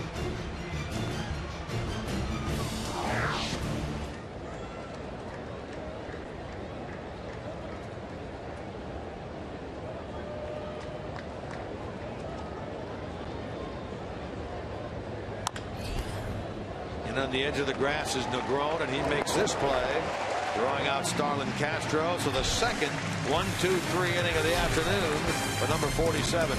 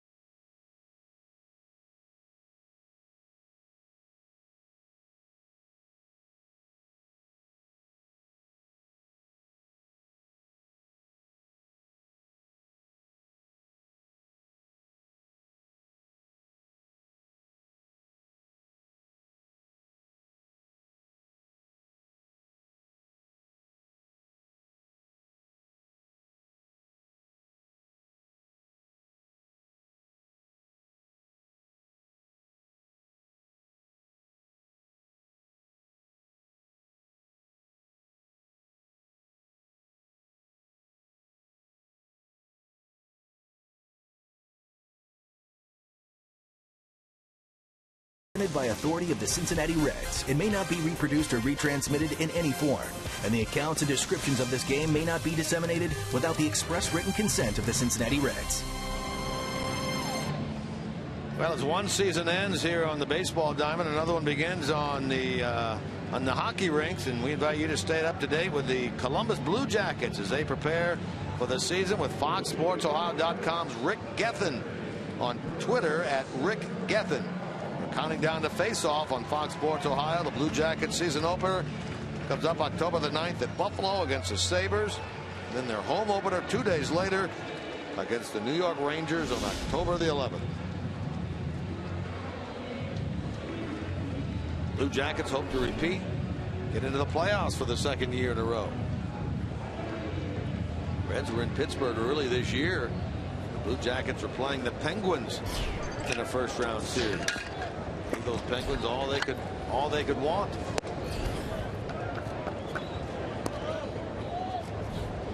Reds have 3 hits in this game. Christopher Negron has 2 of them. Single to left in the first, single to right in the third.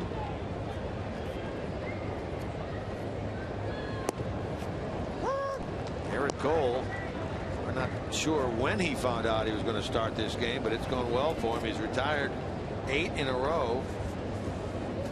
15 of the last 16 he's faced. And once he got on board, the first 2 batters of the Reds' first inning had singles. Diving stop, Harrison, spin, throws, and he got him at first. Was that a double spin? It was. I'll tell you, Clint Hurdle describes Josh Harrison as a player that plays with a certain edge. And he just does. 1, 2, and coming up throwing. Wow, that's impressive.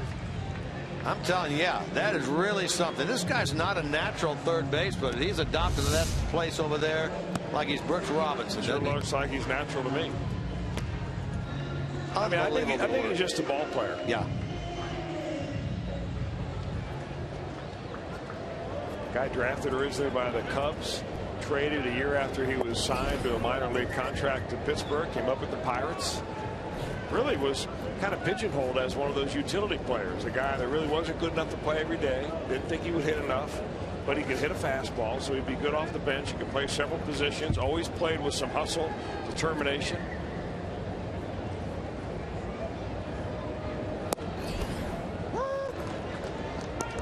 Having one heck of a year.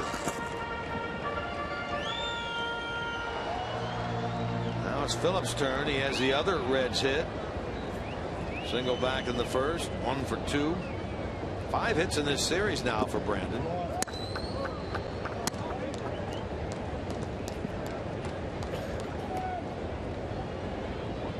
He rose on point when he was talking earlier about Brandon that they really need to get him going for 2015.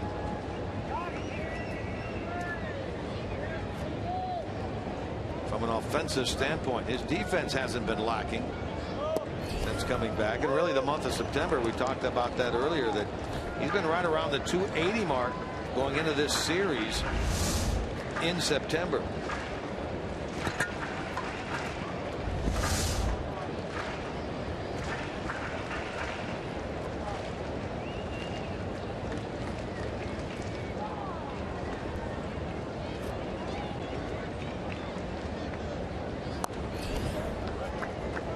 I think one of the things that people thought at the beginning of the year, that if Brandon Phillips, even though he's getting older, can stay healthy and have a consistent place in the Reds lineup. I mean, he's been the guy over the last few years that has bounced around in more different spots in that lineup than anybody.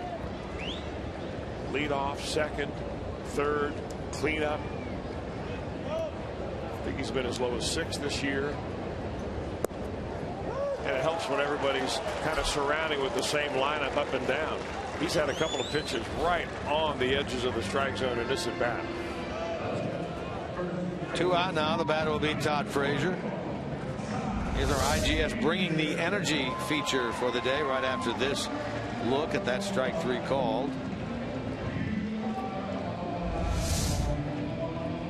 How about our Silver Slugger candidates at third base in the National League? Frazier, Harrison, Rendon, Arenado, all excellent third basemen. Nolan Arenado, the reigning Gold Glover. Well, that's a tough pick right there out of those 4. You mean for Gold Glove or for Silver Slugger? Got Harrison, who may lead the league in hitting. You got Frazier, who has the most home runs by far of the group. Well, if you lead the league in hitting, wouldn't that be pretty much the hands down favorite? I mean, Josh Harrison is hitting way higher than everybody else. Doesn't have as much power. Hasn't driven in as many because he's been batting at the top of the order. But if you talk to the people in Pittsburgh, they'll tell you that they think Josh Harrison might be the MVP of the team, even though you have another MVP candidate and having an MVP year in Andrew McCutchen. And in fact, it was McCutchen who made the statement, at least one of them. He said, yeah, I think Harrison is the guy. He's the MVP of this league.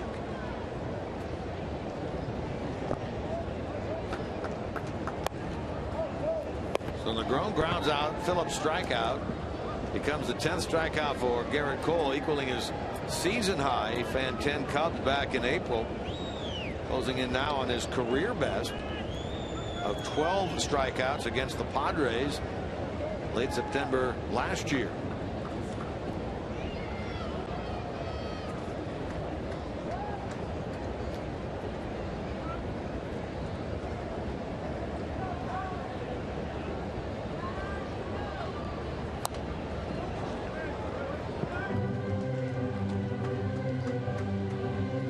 One of the things that happens when you have a lot of strikeouts like Garrett Cole has had today, he's got 9 of them through 5 2/3, is that you throw a lot of pitches. You look at that pitch count now, 91 for Cole now. I would imagine that they're not going to be too anxious to get to the bullpen. But still a law that you wonder how long he will be out there, given the fact that he's already up over 90.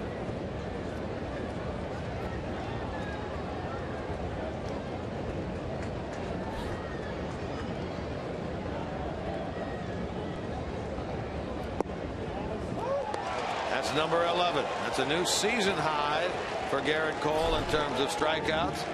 He's now retired 11 in a row, 18 of the last 19 Red Legs.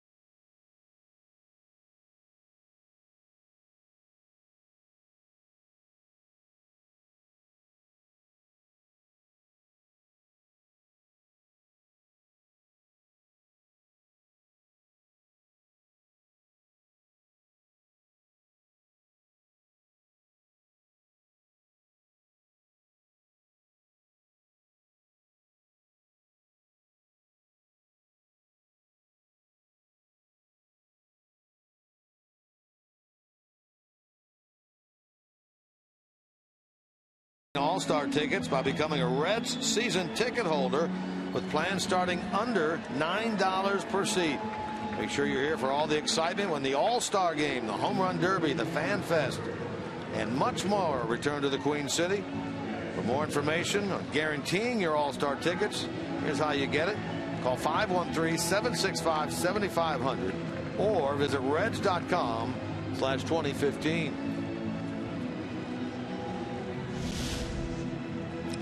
Johnny Cueto, 6 strikeouts, no walks in this game. He's given up 5 hits. Garrett Cole, no walks, a new season high of 11 strikeouts for the Pirates. The Reds have but 3 hits. 1-1 game into the 7th. Gabby Sanchez, who took over at first for Ike Davis, tapped one back to the mound in the 4th. Leads it off here in number 7.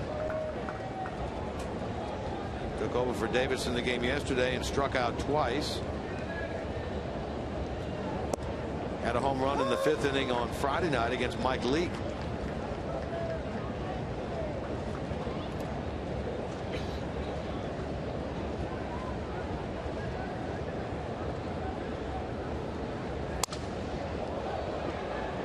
right into the Pirate dugout. Now, Kansas City, they're leading at Chicago today 2-0 in the third. Kansas City is into the postseason. As to where they will be, yet to be determined.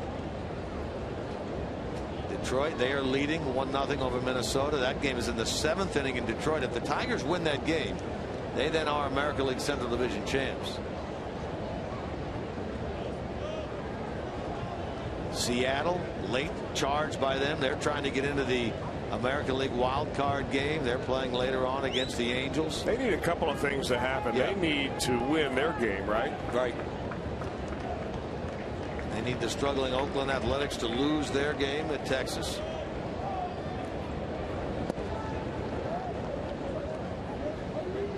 A bit of a mystery with Oakland making a lot of moves at the All-Star break to improve their squad. But since that time, things haven't been going overly well. In fact, in their last 45, they're 15-30. Not a perfect science. True. Hit hard into left center, but Bourgeois makes a running grab near his knees. Well, Johnny Cueto's had a bunch of strikeouts today. We mentioned how he's getting them by that off-speed pitch, or Mazda pitch by pitch of the strikeouts. 3 of them that he's gotten with that changeup today. Got Josh Harrison, he gets Starling Marte, and then the 6th inning he takes care of Andrew McCutchen. All on that changeup. A very effective pitch for Cueto here in 2014. Well, his next strikeout will tie him with Steven Strasburg of the Nationals for the most strikeouts in the National League this year. Red single season all-time leaders: Mario Soto 274, Jim Maloney up there twice. Soto one ahead right now of Johnny Cueto. He passed Noodles Hahn today.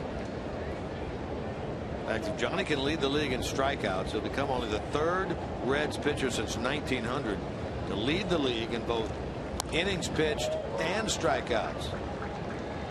Noodles Hahn did it back in 01. That's 1901. Bucky Walters did it in 1939 when he was named NL MVP.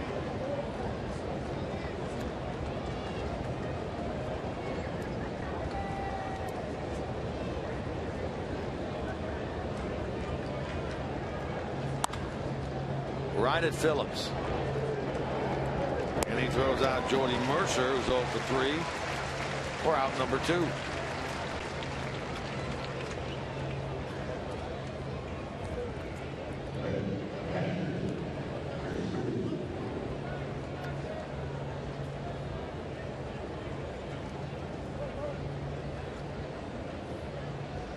Here's been the Cueto nemesis today now.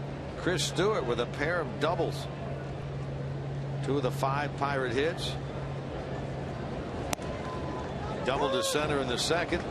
Doubled to left in the 5th. That double in the 5th inning, pure hustle play by Stewart. Bourgeois lost his footing, but he recovered quickly. Fair ball. Negron takes his time and makes the play. Another 1-2-3 inning by Cueto. 9 in a row by the Reds right-hander. Takes us to the stretch here at Great American Ballpark on this final day of the 2014 season. We will stay here at GABP for the stretch and the final edition this year. God bless America. Your hats and face the American flag. Major League Baseball, the Reds and the Pirates salute the men and women of our armed forces, as well as those who serve to protect in our local police and fire departments. At this time, please help us honor these brave men and women and all our veterans of service as we welcome Smooth Transition as they lead us in the singing of God Bless America. God bless America, land that I love.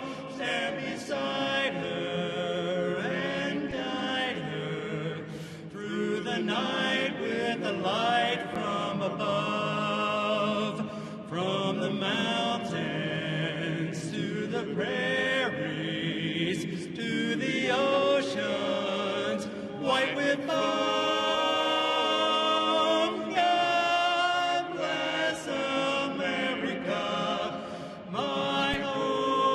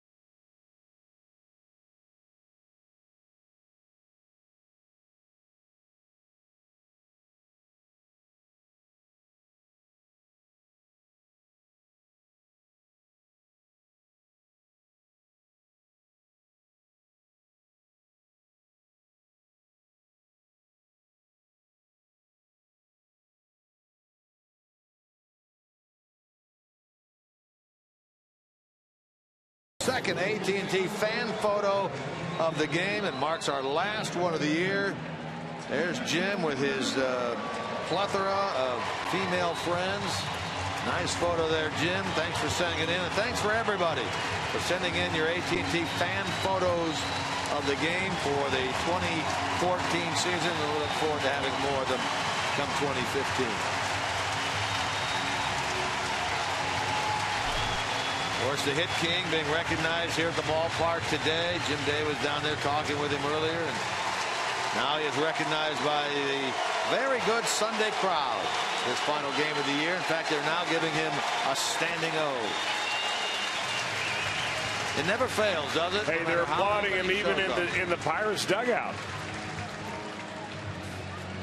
I mean, Devin Mesoraco was all set to get in the batter's box, and they showed Pete Rose on the scoreboard here, and he had to step out because it was just a huge round of applause, standing ovation. What do you think would happen if he decided to run for political office out of Cincinnati somewhere? I would say that there would be a landslide. I wouldn't want to be the other guy. No, no, no. No matter how good your platform was. There's been a lot of years, of course, since he played here, and a lot of things under the bridge, but they love their Pete Rose here in Cincinnati. Of course, he's a local boy.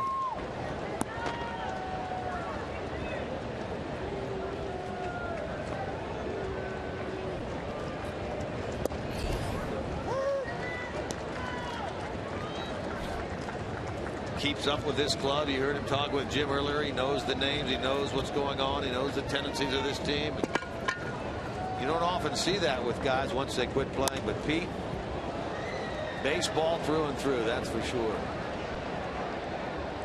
Not a play by Mesoraco. Now he's at 2 balls, 2 strikes. 11 in a row, 18 of the last 19 retired by Garrett Cole. Twice he has fanned Mesoraco in this game. He has 11 on the year, so one more will equal his career high. He did it late in September last year against the Padres when he fanned 12.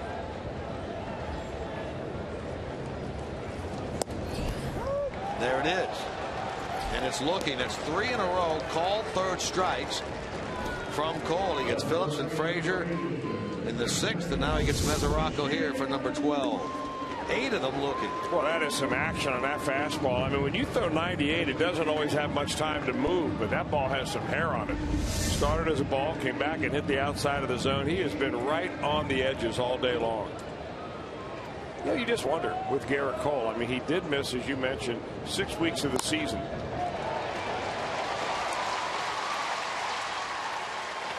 With a lat strain. That was back in July, and then until about August the 20th when they reactivated him.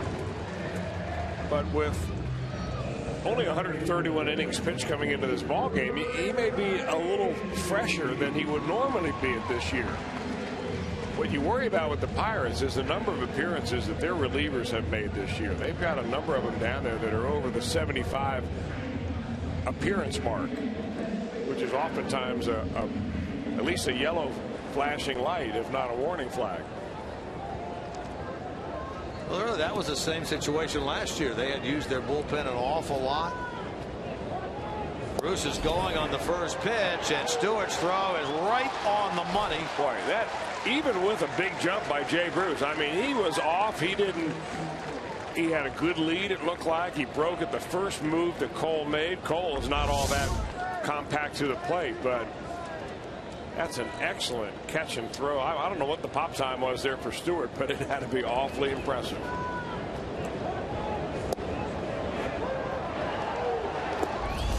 Just taking a look, the Pirates last year had a 2.89 ERA out of their bullpen come the end of the season.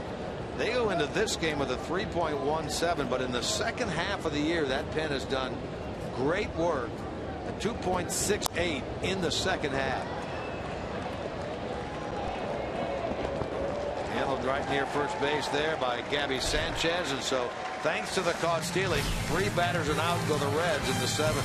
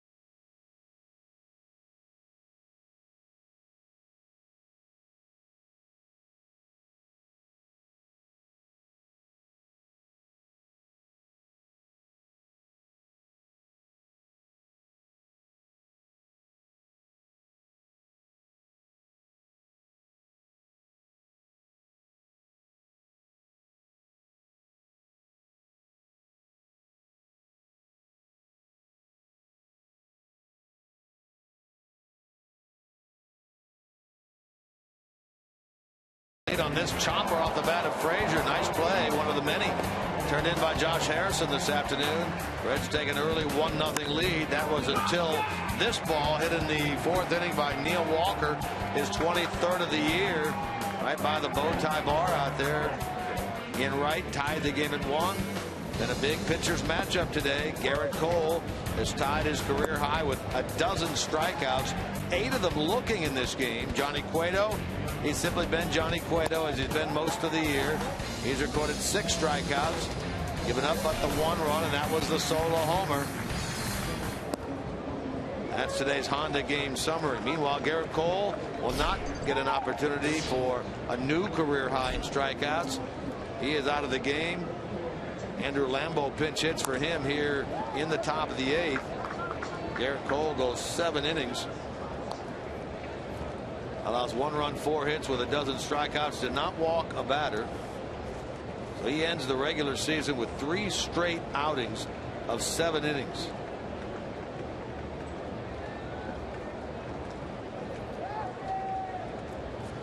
Lambeau bats for him here to try to get it going for the Pirates in the 8th. Hitting .263 in 20 games this year here with 1 run batted in.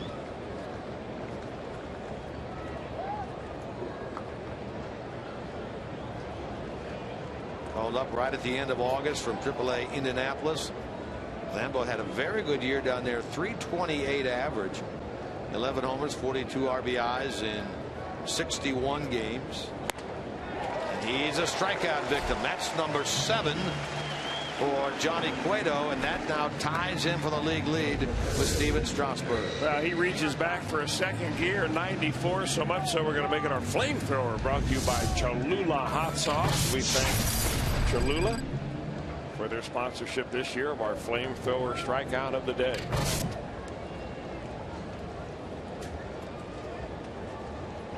Top of the order now, and Josh Harrison.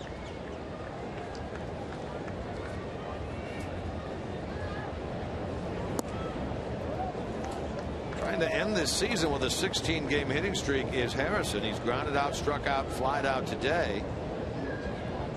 Trying to become the first Pirate to win a batting title since Freddie Sanchez did it back in 06 when he hit .344.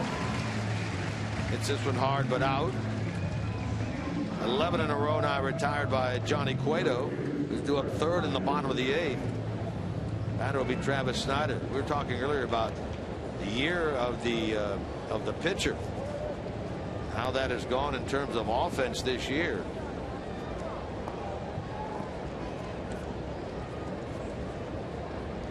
The last time the National League batting title was won with an average below .330, and it'll happen this year. 1991, when Terry Pendleton won the league batting title when he was with the Braves at .319.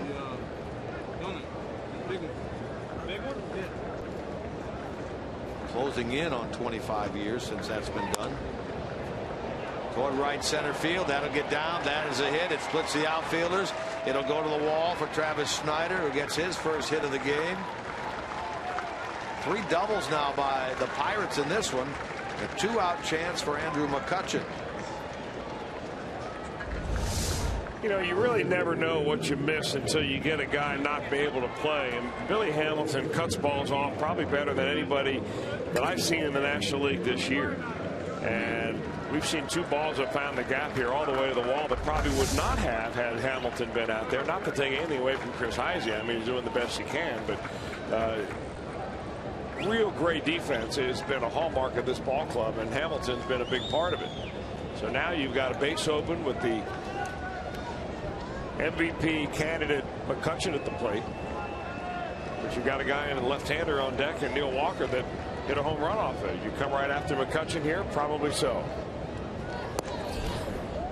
And what we've seen in the past, when this year, when Johnny Cueto gets in trouble, he doesn't mess around with all the off-speed stuff and try to fool you. He rears back and pretty much gives you Powder River. 4-seam fastballs up. Hit it. McCutchen hit by a pitch. 15th batter hit this year by Johnny Cueto. McCutchen not happy about it. Well, they're sensitive there in Pittsburgh because they've had some bench clearing incidents, and McCutchen has had plenty of those bouncing off the back of his numbers this year.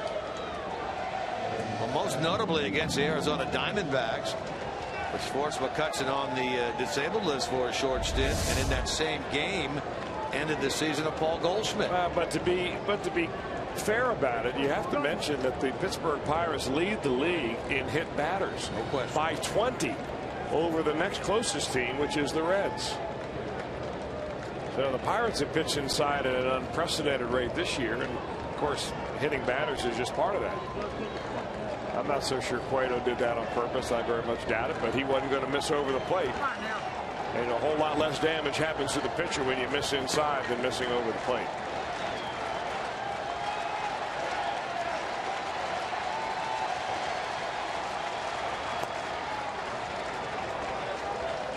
So now it's Neil Walker.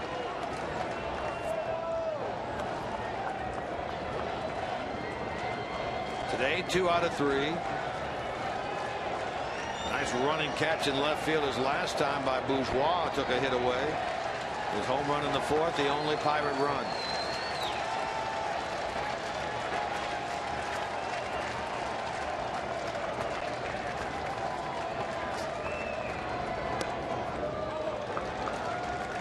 .278 average this year for Walker with runners in scoring position. Polanco's the pinch runner. He's out at second base. He ran for Snyder after he got the double. McCutchen via the hit batsman is on at first. Now it's Walker. Jumbo Diaz throwing in the Reds bullpen. In a shutout innings worth of work yesterday. Lifetime, Cueto's been able to handle Walker pretty well, under 200 average in 46 at bats. But the 2 home run balls, including one of those today. Over the 100 pitch mark, Cueto at 105. 8th inning, 1-1 game. Season finale here at Great American Ballpark. Borderline strike, 2-1.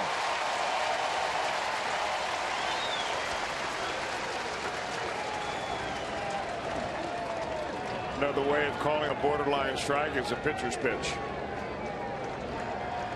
There's been an enthusiastic crowd here today.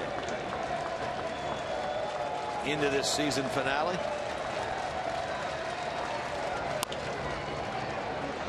Frazier to Cueto. Inning over. Works around the 2-out double and the hit batsman. Makes it 7-0 of the game. Reds come up in the bottom of the 8th in a 1-1 game.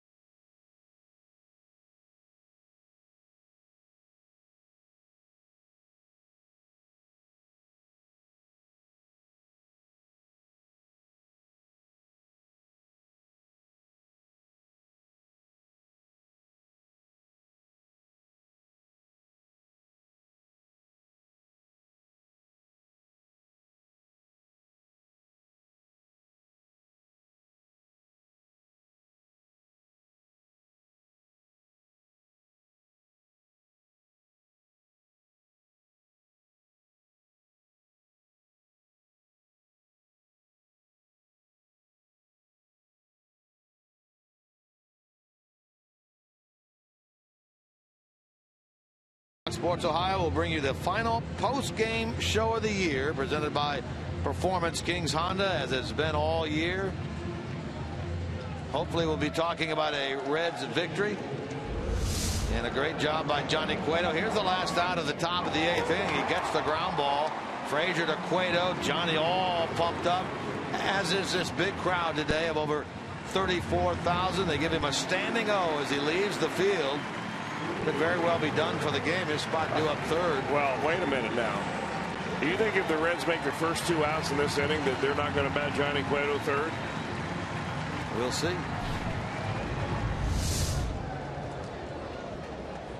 8 innings of 1-run, 6-hit baseball with 7 strikeouts. Just another solid performance by Cueto, as always against the Pirates. Meanwhile, new pitcher on for Pittsburgh is Tony Watson. 78 games now for Tony Watson. He's got just about as many innings pitched as he does appearances. Having a great year. 1.4 earned run average. Look at the strikeouts, the bases on balls. I mean, a left-hander that throws this hard and around the plate, they're hard to find.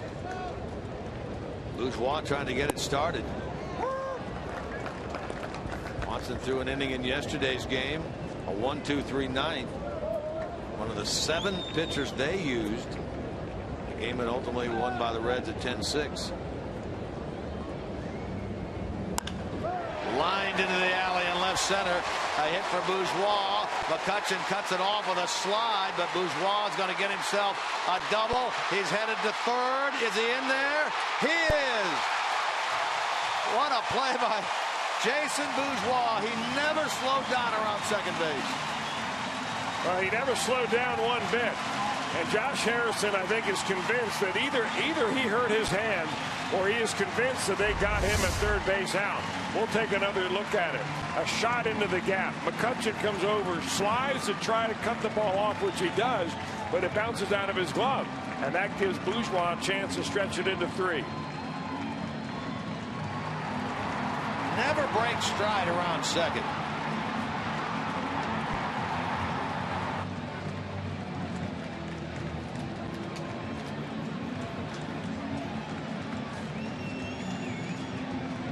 Tell you what, that's good hard baseball right there. One runner as fast as he can. Josh Harrison not giving an inch. And they're not going to even ask for a replay as that ball, or that play is going to be safe at third with a leadoff triple. Now, if you're Brian Price, what do? There's no guarantee the Reds are going to get this run in from third with nobody out. The Pirates have decisions to make. Do they pitch to Cozart, or do you just load the bases right here? And they've got Santiago in the on-deck circle now. But that could be a decoy. Cueto had his helmet on. You could see that on the last shot. Then he took it off. Santiago came out. Infield in. 1-1 game, last of the 8th. Well, this is what Pete Rose was talking about earlier, wasn't it? Make an adjustment at the plate. Get rid of the long swing. Know what you have to do, which is all you need is a ball into the outfield. And by the way, the Pirates outfield playing way too deep right here.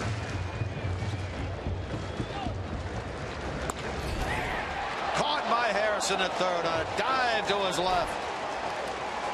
Taking it for left field. Harrison took it away. That's 1 out.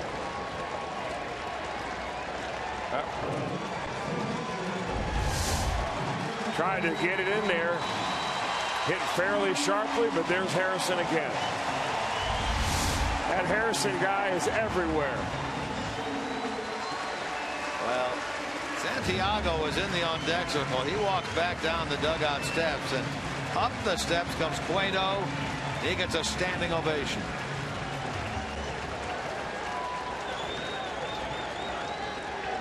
Johnny today has struck out twice. Infield still in.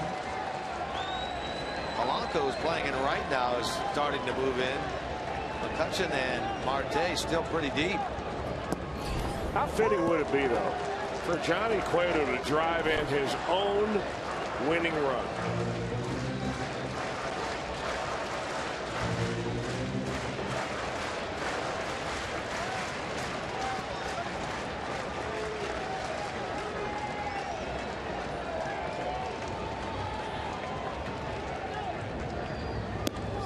expecting a potential squeeze there. The Pirates pitch out. Not a bad idea. And they may do it again.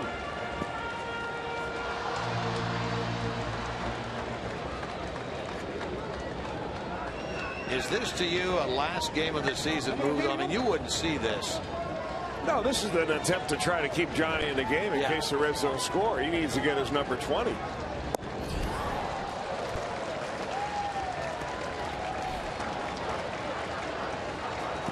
Negron, who's had 3 good at-bats in this game, is on deck.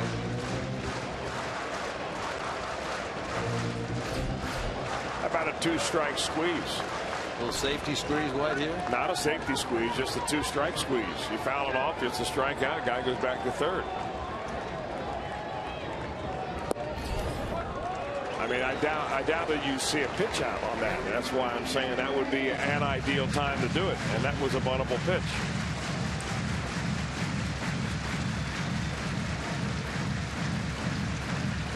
Or you put it on right here. I mean, the worst that could happen is you pop it up and you butt into a double play. And you send Cueto back out there one more time.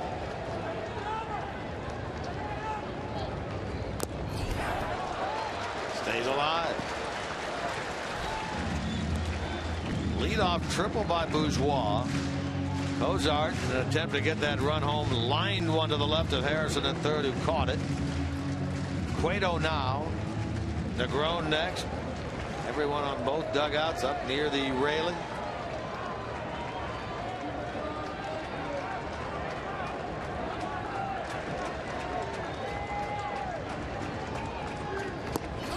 Ball 3.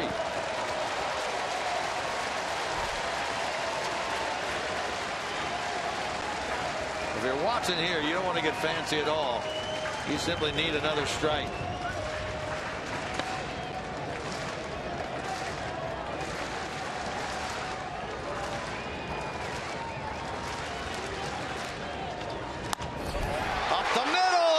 Hit for Cueto. Johnny Cueto drives in the go-ahead run with a single in the center field. Can you believe that? Chris Stewart is down behind home plate. The fans on their feet. Cueto drives in the run, which gives the Reds a 2-1 lead.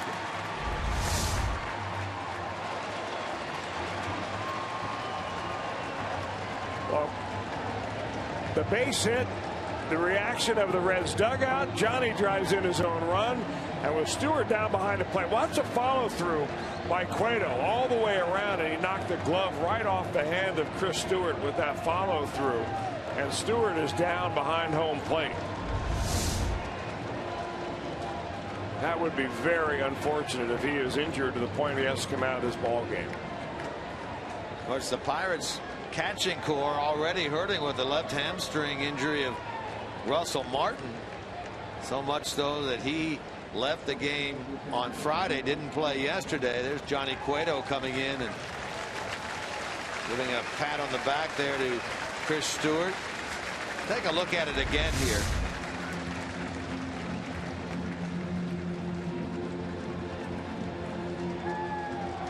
Boy, it got him right on the wrist area there, didn't it? Yeah.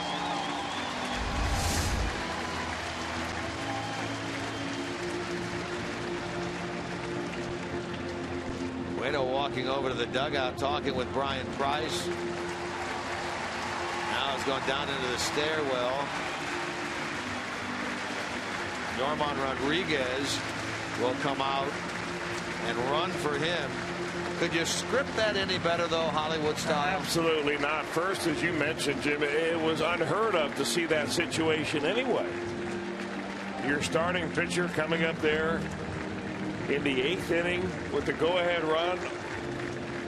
I mean, you've got to roll the clock back about 40 years before you see a play in baseball like that, if it didn't have the extenuating circumstance of being the last game of the year, being Johnny Cueto's last chance to get a 20 win in this season. Right.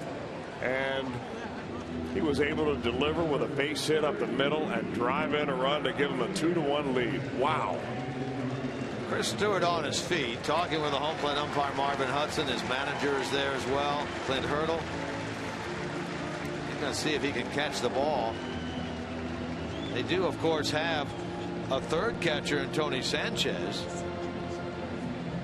That is, in fact, Sanchez now who has come on. Stewart has left the game. Sanchez behind the plate. Boy, Clint Hurley can barely walk. He's got a bad hip. I guess he's due for some hip replacement surgery, and that's going to have to wait until the postseason plans for the Pirates are done. Tony Watson will leave the game. The Pirates will bring on a new pitcher. This is our Skyline Chili call to the bullpen.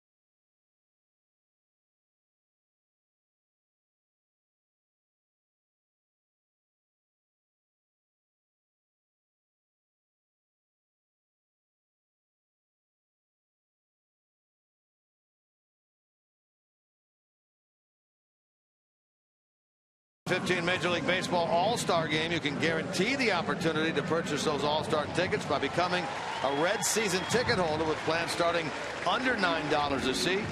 Your chance to guarantee those seats for the Midsummer Classic, the Home Run Derby, Fan Fest, and much more.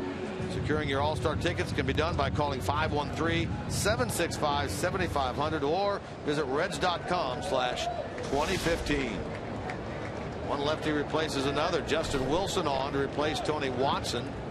With Negron at the plate. Pitch runner at first is Yorman Rodriguez replacing Cueto, who is in line to be a 20-game winner. If the Reds can hold on to this lead in the top of the ninth, hopefully add to it here.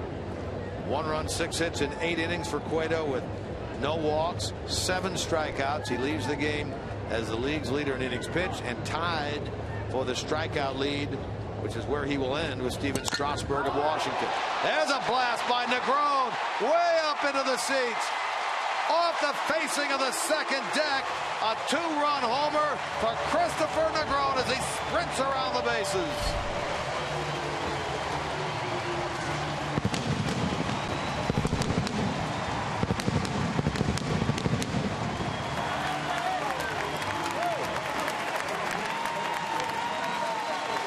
Negron going out in fine style.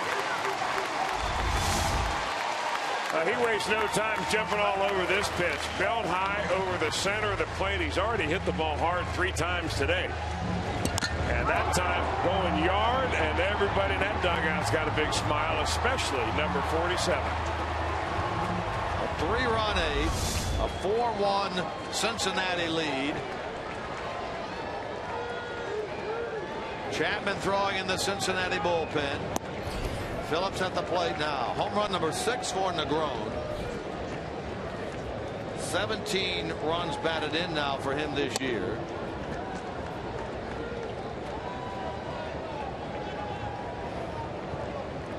With the big hit, the Johnny Cueto single, which broke the 1-1 tie.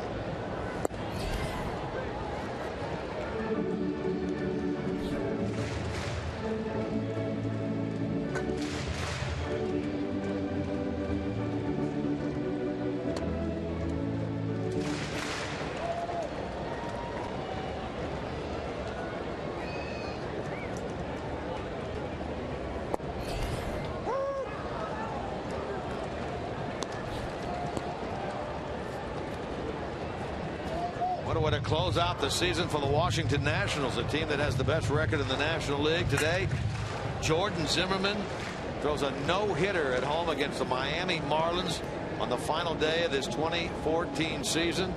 His mound opponent today, Henderson Alvarez of Miami, who threw a no-hitter in the final game of the season last year for Miami. How about that?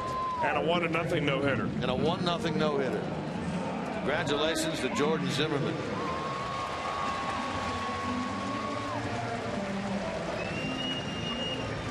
Two out now for Todd Frazier.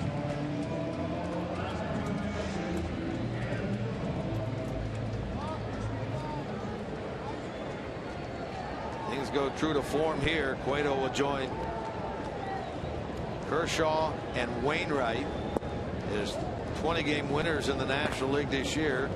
Clayton Kershaw at 21, Adam Wainwright 20. Wainwright scheduled to go later on today, but again, we mentioned that if the Reds win this game over the Pirates, Kershaw may not go 5 innings to qualify for a win in that game, simply to get his work in and get himself ready to be the starter in Game 1 of the National League Division Series against the Dodgers. I'll tell you what today they're doing. They are dancing in the streets of La Romana, Dominican Republic, celebrating for Johnny Cueto. Man, what a day, culminating with that base hit.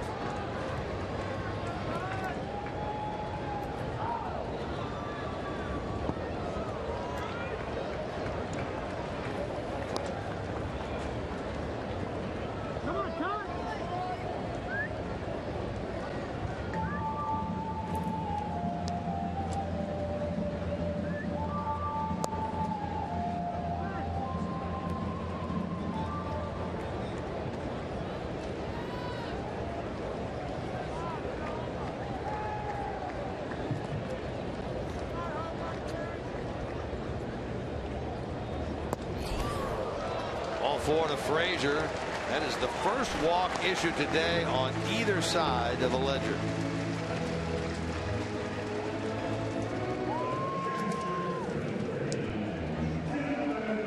As the Pirates last year at the end of the regular season also played here. They swept that 3-game series, knocking the Reds out of the opportunity to host the wild card game a year ago.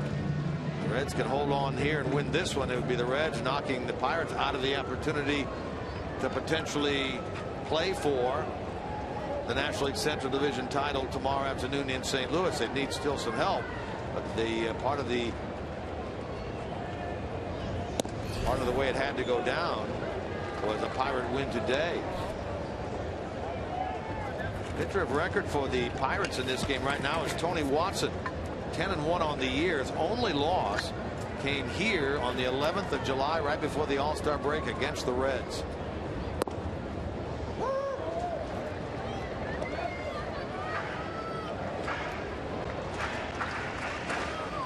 Cueto trying to become the first Reds right-hander. Sammy Ellis and Jim Maloney both 120 back in '65. Danny Jackson 123 in 1988. The last Reds pitcher to do it. Bourgeois with an all-out hustle got himself a triple on that headlong slide into third, just ahead of the tag by Harrison. Had to stay put when Cozart lined out. Harrison diving to his left to take a hit away. Cueto battling and bouncing one up the middle against the drawn-in infield to give the Reds the 2-1 lead. Norman Rodriguez came in to run for him, and after the pitching change, Christopher Negron bombed one, his 6th of the year, off the facing of the second deck and left, making a 4-1 Reds lead. Trying to end this final series and homestand of 2014 with 2 out of 3 against Milwaukee and 2 out of 3 against the Pirates.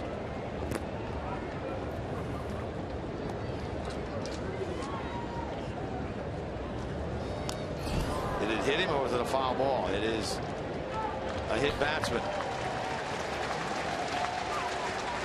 There's a Rocco hit by a pitch.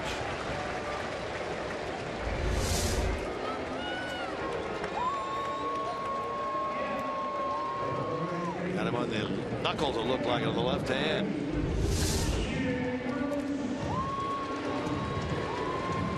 Boy, that guy has had foul balls all over him this year. He has had a tough year physically, hasn't he? Would be a normal day out here if he didn't pick up at least one bruise.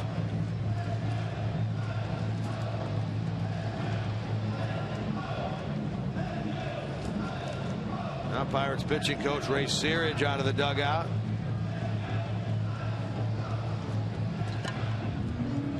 We close things out here in the month of September, but baseball, of course, overall not finished. October, history will be made as baseball's postseason moves to America's new sports network, Fox Sports 1. Your new home for baseball's National League Division Series and Championship Series. It all begins this Friday. Wild card winner of the National League will take on the Nationals. Winner of the National League Central, if the things stay the way they are here, will be the Cardinals. They would take on the Dodgers. It would begin in L.A. Those games begin on Friday, those series. Base hit into right by Brewster. No, they're playing him into a shift, and he hits it hard, but right at Walker, who is about 10 steps deep onto the outfield grass, and he makes the play to retire Bruce and end the inning. Aroldis Chapman, owner of 35 saves.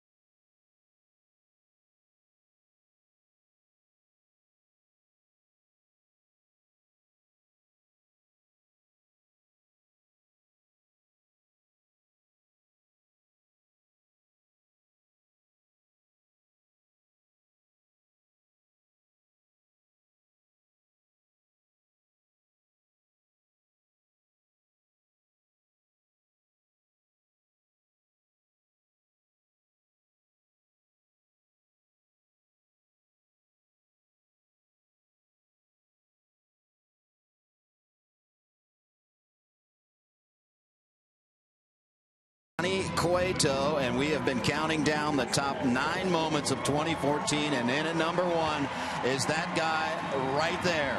He made his 2014 debut. Now, why was that significant? Because he took one of the worst balls straight off the face in spring training after surgery, a plate and screws in his head. He came back way before anyone thought, and on May 11th, he made it all the way back. Your top moment of 2014, at least for now, because Chapman is 3 outs away from making his own moment 1A, and moment number 1 would be Johnny Cueto with win number 20. Let's see if we get it. I tell you what, for the 162nd game of the year, this has had a lot of excitement in it. That's for sure. We told people this would be a great game to come to. No Bengals football this afternoon. Cueto going for number 20. Pirates going, trying to keep their postseason bid going in the right direction. And the interesting really thing is, Jim, is that at the beginning of the series, Brian Price was quoted as saying that in all likelihood the season was over for Devin Mesoraco. It was over also for Aroldis Chapman. Yet we've seen both of those players not only yesterday but in today's game as well. So Chapman going to try to pick one up for his buddy Johnny Cueto, and he is 3 outs away from nailing down number 20 for his buddy Johnny. Chapman picked up his 35th save on Thursday afternoon here against the Brewers. Saved that one for David Holmberg. Pitched in yesterday's game 1 inning after, remember, had some issues in that game on Thursday. It didn't quite get loose. Felt some tightness in his shoulder, but he's back out there for the 2nd day in a row, and he gets Starling Marte to get things going here in the 9th.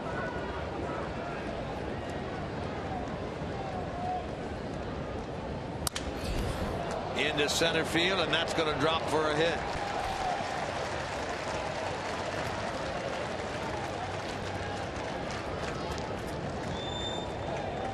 Chapman on the year, 2.04 ERA, 103 strikeouts, 53 innings, 118 average against him.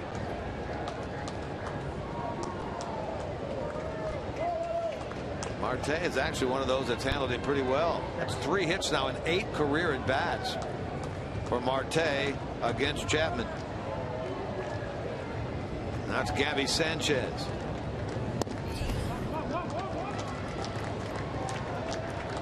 Chapman comes into this game with 24 straight scoreless innings here at Great American Ballpark, the longest ever by a Reds pitcher.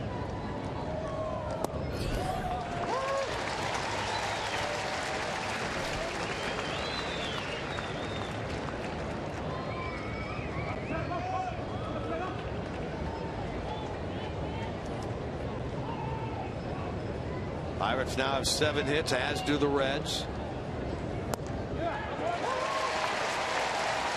Got the breaking ball in there that time.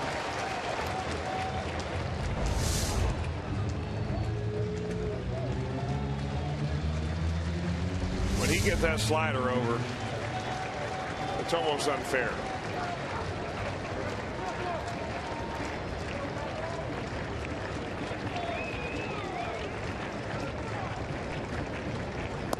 Gets the strikeout. A third of the way home for Aroldis Chapman.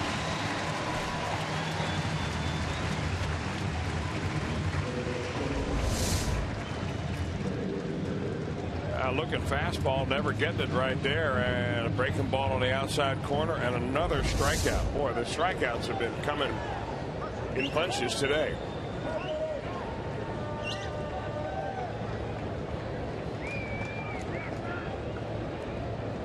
You don't have much of a chance he'd make contact with him up there. Here's Jordy Mercer. He's 0 for 3 today. Choking up on that bat. Chapman has not allowed a run in September. He's only been scored upon 1 time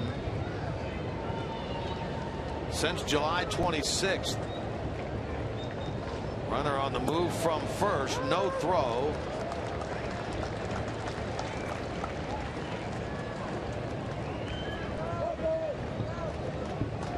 One ball, 1 strike count on Mercer.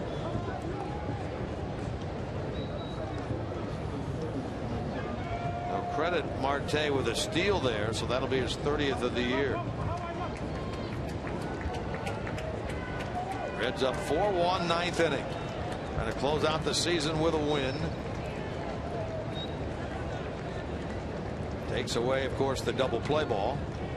Boy, there's a nice off-speed pitch there.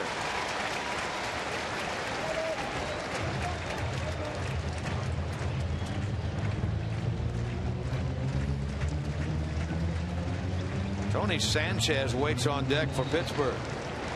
Reds go on to win this game. Pittsburgh will fly back home. Take on the Giants on Wednesday. Actually on Wednesday in the National League wild card game.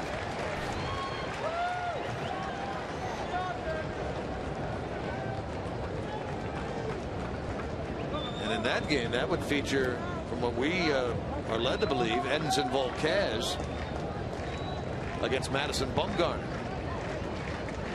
Pirates have done pretty well against lefties this year, including a win over Bumgarner earlier this season. Squirts away, and the run is going to go to third. They're not so concerned about Marte as they are just getting outs at the plate.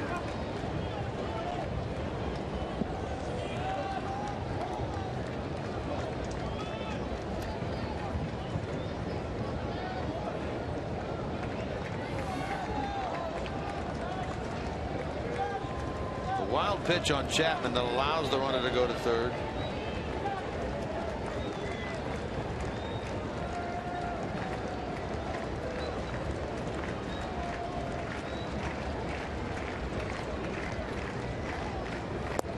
Got it.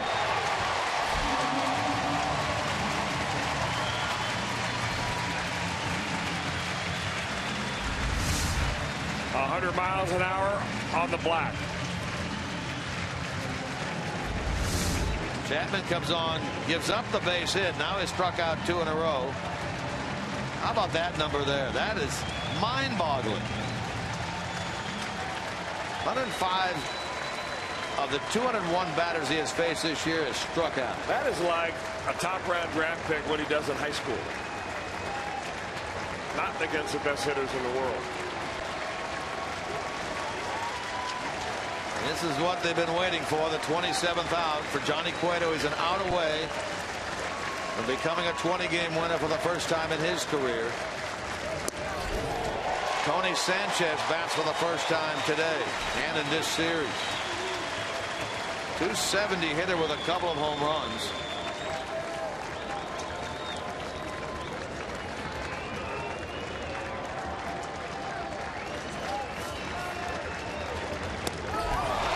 And he's quickly down 2 strikes.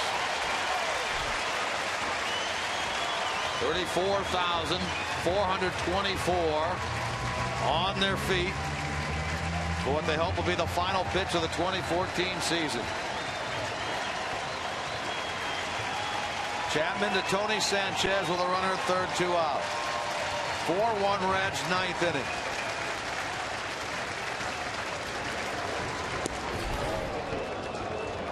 Reds draw this year with this crowd today, 2,476,664. 6th best ever in franchise history.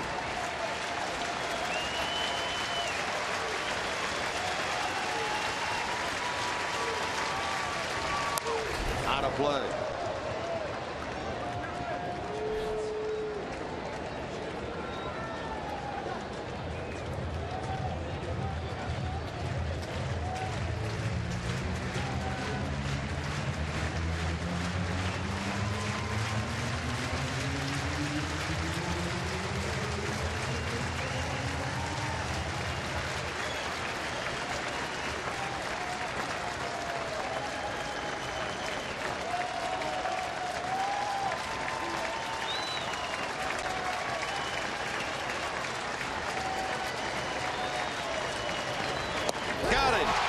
Reds win. Johnny Cueto, a 20-game winner for the first time in his career.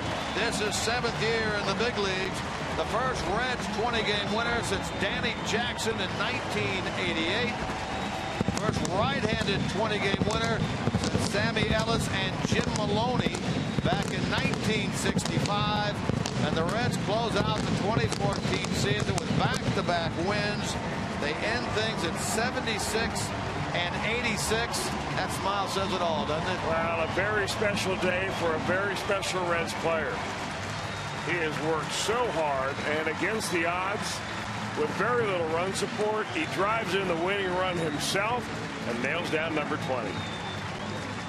We certainly hope, of course, that this season was going to go on, but it will end here for the Reds in 2014. The Pirates, they will pack their bags and back to Pittsburgh, where they will play in the National League wild card game on Wednesday night at home against the San Francisco Giants.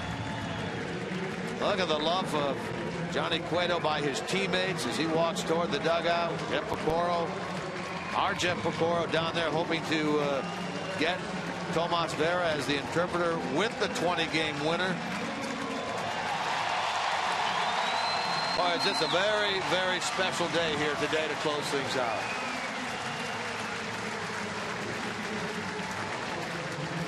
Jeff Pico, Jay Bell, Steve Smith, the whole coaching staff. There's Lee Tinsley, the assistant hitting coach.